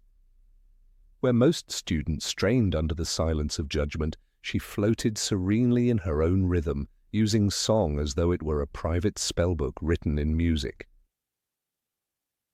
The most extraordinary moment arrived with the silencing spell. A cage filled with restless birds had been placed on the table, their chirps echoing through the hall. Luna began another verse, her voice lilting and strange, describing fish that swim between thoughts and net the restless noise of the world. With a flick of her wand, the birds fell into perfect silence, their tiny bodies calm, their beaks closed, as though they too had been caught in the soothing net of her melody. The examiner's eyebrows rose in astonishment. Harry, watching from the side, could not help but think that perhaps Luna had stumbled upon a secret form of focus, unknown to everyone else. The remarkable part was not simply that Luna succeeded, but that she succeeded better than many of her peers. Later, when results were compared in whispered conversations in the common rooms, it became clear that her scores in the charms exam had placed her comfortably above half of the year. Considering her often distracted demeanor and her reputation for seeing creatures no one else believed existed, this outcome baffled more than one student. It was as though her whimsical eccentricity concealed a reservoir of magical aptitude that only surfaced when she was free to approach problems in her own peculiar way. Harry remembered that even the most skeptical professors had difficulty categorizing Luna. Professor McGonagall, strict and no-nonsense, often frowned at her drifting attention in Transfiguration, yet even she could not deny that Luna produced accurate results when it mattered. In this instance, Luna's insistence that singing helps concentration seemed absurd to many, but the evidence was undeniable. She had walked out of that exam with a serenity that contrasted sharply with the pale, trembling faces of her classmates. The incident became one of those whispered stories that travelled through Hogwarts corridors, half mocking, half admiring, always retold with disbelief that anyone would dare sing during examinations. One must remember the context of OWL exams to appreciate how startling this act was. The atmosphere was akin to that of a courtroom, where even a sneeze felt like a crime against order. Students feared disqualification at the slightest irregularity. Yet Luna, whose very nature resisted conformity, created her own rule. The fact that the examiners did not eject her from the hall remains a testament either to their perplexity or to the sheer effectiveness of her magic. In the end, rules bent slightly in the face of undeniable skill, and Luna walked away victorious. Her classmates, however, reacted in mixed ways. Some, like Neville Longbottom, defended her openly, insisting that Luna's methods were unorthodox but sincere. Others, like certain Slytherins, mocked her, suggesting that she had bewitched the examiners with her lunacy rather than skill. Hermione's response was more complicated. Though she rolled her eyes at the story of Thoughtfish, she later admitted that focus could indeed take unusual forms, and that perhaps Luna had tapped into a method akin to magical meditation. For Harry, the incident reinforced what he had always suspected. that Luna operated according to rules invisible to others but no less valid. It is interesting to contrast Luna's behavior with Harry's own during exams. Harry often found himself distracted by looming dangers, visions of Voldemort, the burden of prophecy, the shadows of loss. His concentration came from raw determination, from forcing himself to push past fear. Luna, on the other hand, floated effortlessly beyond fear, as though her mind dwelt in a parallel stream where exams, Dark Lords, and ridicule carried no weight. Her singing, bizarre though it seemed, was an expression of that state. It turned the rigid structure of the exam into a stage for creativity rather than anxiety. Quoting directly from the 5th book, when Harry described Luna later, he recalled her sing-song voice and dreamy look, details that perfectly frame this moment. While the book does not recount the song of Thoughtfish, the spirit of that whimsicality is captured in her every appearance. "You're just as sane as I am," she once assured Harry, a phrase that reflected both her acceptance of strangeness and her quiet confidence in her own methods. Her exam performance was a living embodiment of that statement, sanity defined on her own terms, successful precisely because it ignored conventional boundaries. The legacy of that peculiar exam lingered long after results were posted. Younger students repeated the tale with embellishments, some claiming she had sung so loudly that the ceiling clouds parted to reveal the real sky, others insisting that she had conjured fish made of light. Though exaggerated, such retellings point to the way Luna's actions always hovered between reality and legend. In a school where strict tradition governed everything, from house rivalries to academic standards, Luna offered a glimpse of something freer. Her success suggested that individuality, even when clothed in apparent absurdity, could yield results that rigid discipline alone could not achieve. When considering this incident, one cannot ignore its broader meaning in the Harry Potter saga. The story is not merely about a girl singing during an exam.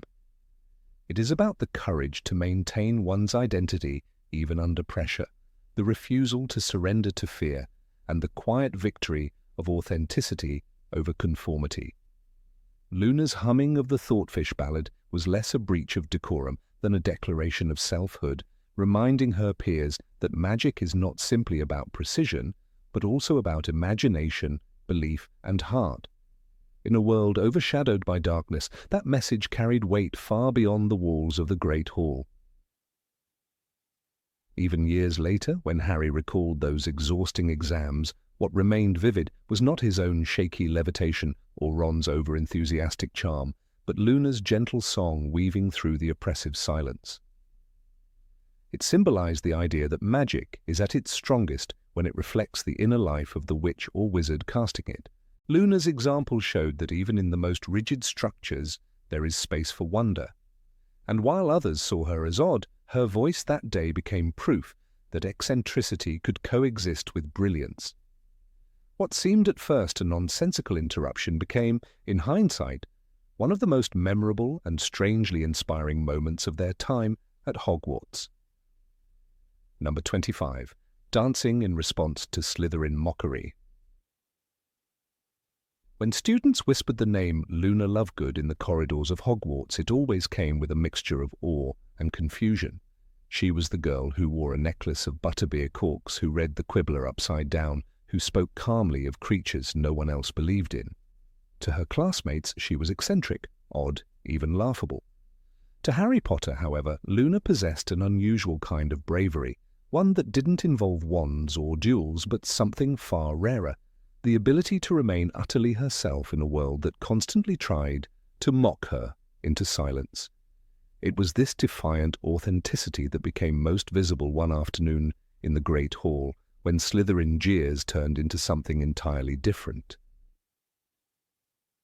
The moment began as many did, a burst of laughter rising from the long table draped in green and silver. Draco Malfoy, with his pale smirk and calculating eyes, leaned toward his companions Crabbe and Goyle, who were snickering over something in their hands. What had caught their attention was not a piece of parchment or a forbidden artifact, but Luna's earrings. large, swinging radishes that glowed orange in the candlelight of the enchanted ceiling. It was an easy target for ridicule, and Draco wasted no time. He gestured toward Luna, loud enough for half the hall to hear, mocking that she looked like she had been attacked by the greenhouse. The laughter spread quickly, sharp and cruel, and soon other Slytherins were echoing the insult. The oddity of Luna's fashion choices had always provoked comment. "You're just as sane as I am," she once told Harry in Order of the Phoenix when explaining her belief in creatures no one else saw.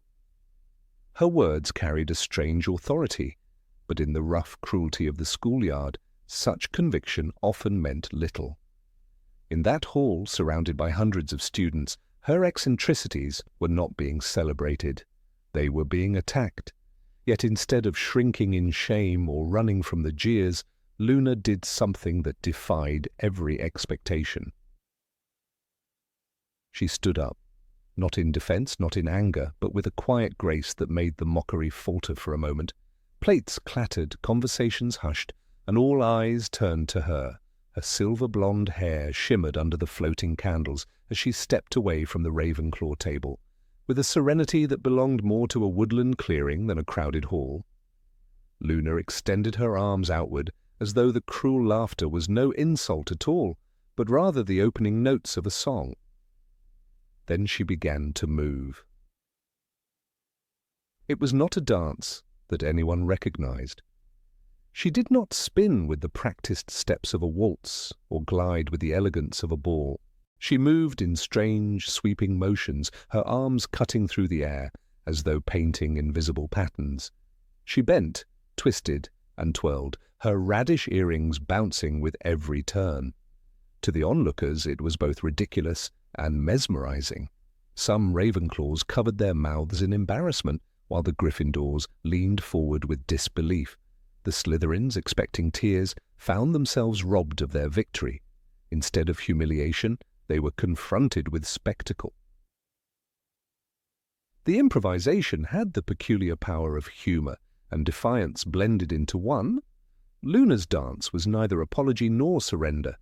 It was as though she had decided that the laughter aimed at her was a melody, and she would choreograph her own response to it. In doing so, she unsettled those who wished to shame her. Crabbe and Goyle stopped laughing first, confusion spreading across their vacant faces.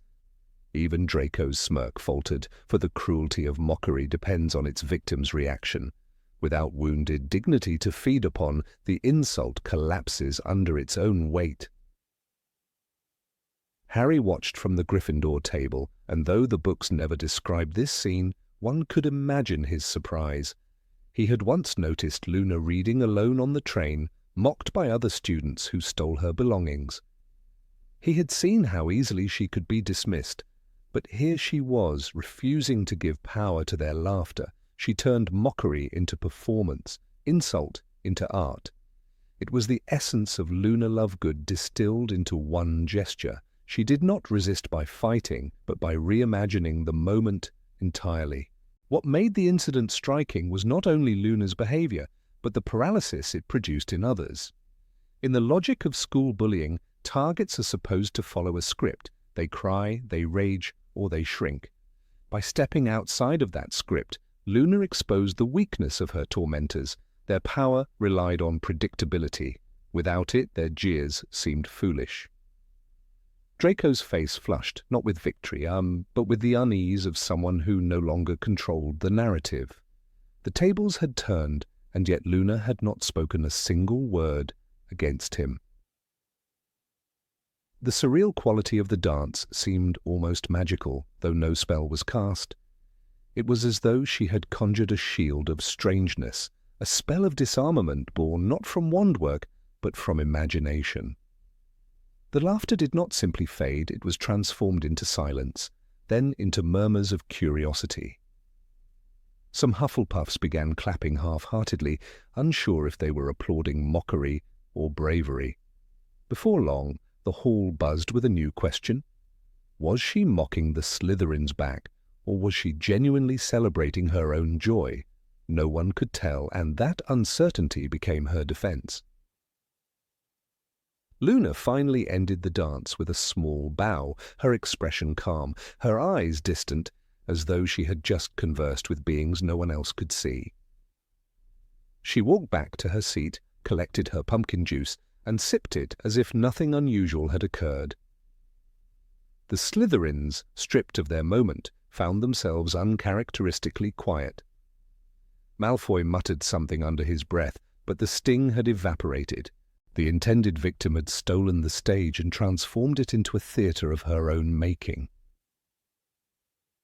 The incident became one of those whispered tales that slipped through the corridors of Hogwarts, never written in textbooks but passed from one amused witness to another.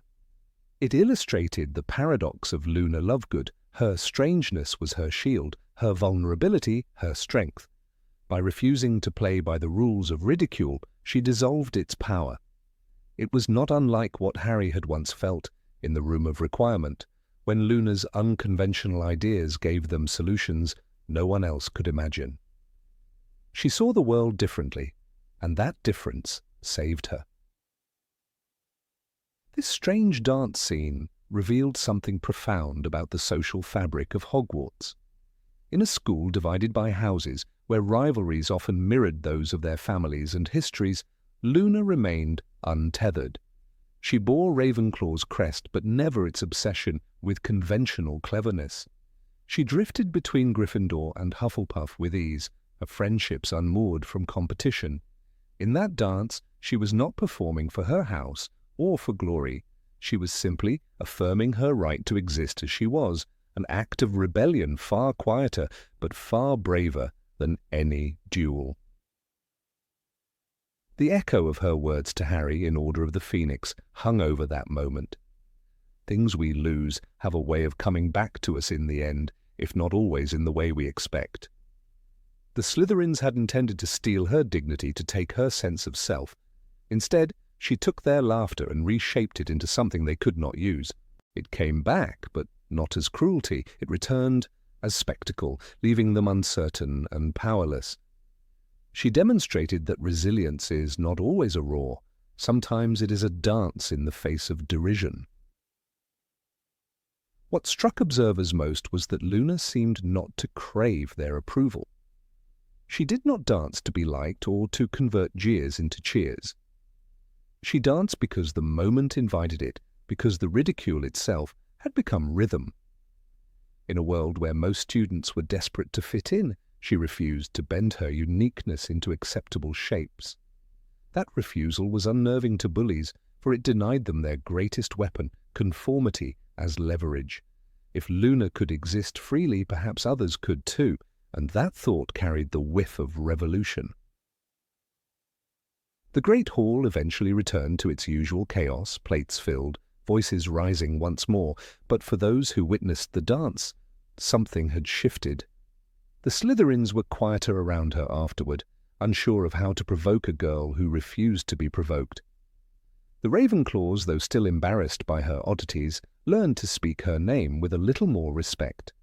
And Harry, watching from the sidelines, carried away another layer of admiration for the friend who, in her strange way, embodied the courage of Gryffindor without ever needing to wear its colours. Number 26. Fortune-telling with cookie crumbs. Professor Sybil Trelawney's tower classroom had always been a sanctuary of incense, crystal balls, and the heavy scent of burnt herbs. Students usually entered with mixed feelings, some enchanted by the mystical haze, others rolling their eyes at what they saw as a parade of nonsense. Among them, Luna Lovegood stood out not merely because of her radish earrings or dreamy gaze, but because she carried with her a view of the world so disjointed from the ordinary that it disrupted the fragile atmosphere Trelawney tried to maintain. On one peculiar afternoon, when the topic was tasseography, reading fortunes from tea leaves, Luna decided that tea was far too boring. She reached into her bag, produced a pack of crumbly biscuits, and declared that cookie crumbs revealed far more than damp leaves at the bottom of a cup. The absurdity of the act was magnified by the fact that the rest of the class had just finished listening to Trelawney describe in her hushed and trembling voice how to swirl the dregs of tea 3 times counterclockwise She had dramatized the shapes in the leaves with the usual flair, claiming grim omens for Neville Longbottom, eternal peril for Seamus Finnegan, and a mysterious loss for Lavender Brown. In that moment of heightened suspense, when the students were half captive under Trelawney's aura of doom, Luna casually shook biscuit crumbs onto the table, studying their scattered form as though they carried cosmic importance. Even in a subject as ill-defined as divination, this crossed into new territory. Hermione Granger, who had long dismissed divination as woolly and imprecise, could hardly contain herself. She had already been bristling under Trelawney's prophecies, and when Luna began insisting that cookie crumbs showed the true essence of destiny, Hermione nearly erupted. She muttered that it was beyond ridiculous, and looked on the verge of walking out of class altogether. Readers of the books will remember Hermione's disdain in Prisoner of Azkaban when she said, "Divination is one of the most imprecise branches of magic. I personally think it's a lot of guesswork." In this situation, Luna's crumb reading only confirmed to her that the subject was spiraling into parody. It was as if the lesson mocked itself, creating an awkward tension between belief, skepticism, and pure eccentricity. What made the moment even more bizarre was Professor Trelawney's reaction. Instead of dismissing Luna's antics as disruptive, she tilted her head with grave solemnity and nodded as though Luna had tapped into a forgotten truth of the mystical arts. It was an unspoken recognition between two characters who existed on the fringes of the rational world. To everyone else, Luna was clearly improvising, but to Trelawney she seemed like a kindred spirit, a student unafraid to claim visions where none existed. In Trelawney's eyes, Luna was validating her entire career, for who could argue against crumbs if tea leaves were already accepted in the classroom? The tension between these perspectives reflected larger conflicts in the Harry Potter series. On one side stood Hermione, the embodiment of logic, precision, and evidence. She demanded rational explanations and repeatable results. On the other side were characters like Trelawney and Luna, who thrived in ambiguity and mystery. For Luna, whose father edited The Quibbler, truth was not confined to textbooks or scholarly consensus, but scattered across unusual signs and hidden symbols. Her act of reading crumbs was not in her mind an act of rebellion, but an extension of her worldview. The universe spoke in patterns, and one only needed the right eyes to see them. This contrast made the classroom feel less like a lesson and more like a stage where competing philosophies of magic clashed.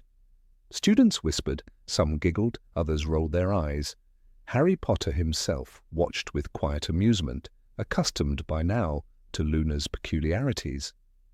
Ron Weasley leaned toward Harry, likely suppressing laughter at the sight of Luna earnestly interpreting the shape of a crumb as a wandering hippogriff spirit. The class teetered between comedy and exasperation, leaving the students with the impression that divination was not simply useless but absurd to the point of self-parody. In a series filled with life-and-death battles, this moment was a reminder of the strange, uneven rhythms of Hogwarts life. Yet beneath the absurdity lay something more poignant. Luna's refusal to accept the official tools of divination, tea leaves, crystal balls, palmistry, reflected her independence of thought. She did not care for established rules, and her confidence in cookie crumbs showed a resilience against peer pressure. In a world where conformity was often rewarded, Luna's willingness to embrace the ridiculous became an act of subtle defiance. She reminded the reader that belief can be as personal as it is communal, and that sometimes the most unconventional paths contain a kernel of wisdom. Her crumbs were not so different from Trelawney's leaves. Both relied on imagination rather than science. The awkwardness of the scene also highlighted the fragility of Trelawney's authority. As a teacher mocked by her colleagues and doubted by her students, she clung to any sign that her subject carried legitimacy. When Luna began her crumb ritual, Trelawney could hardly afford to dismiss her. Instead, she embraced it, for rejecting Luna might imply that there was a line between true divination and nonsense, a line Trelawney herself had never convincingly drawn. In that instant, Luna's eccentricity offered her a strange validation. If tea leaves could be symbols, why not crumbs? To Trelawney this was not absurdity but liberation.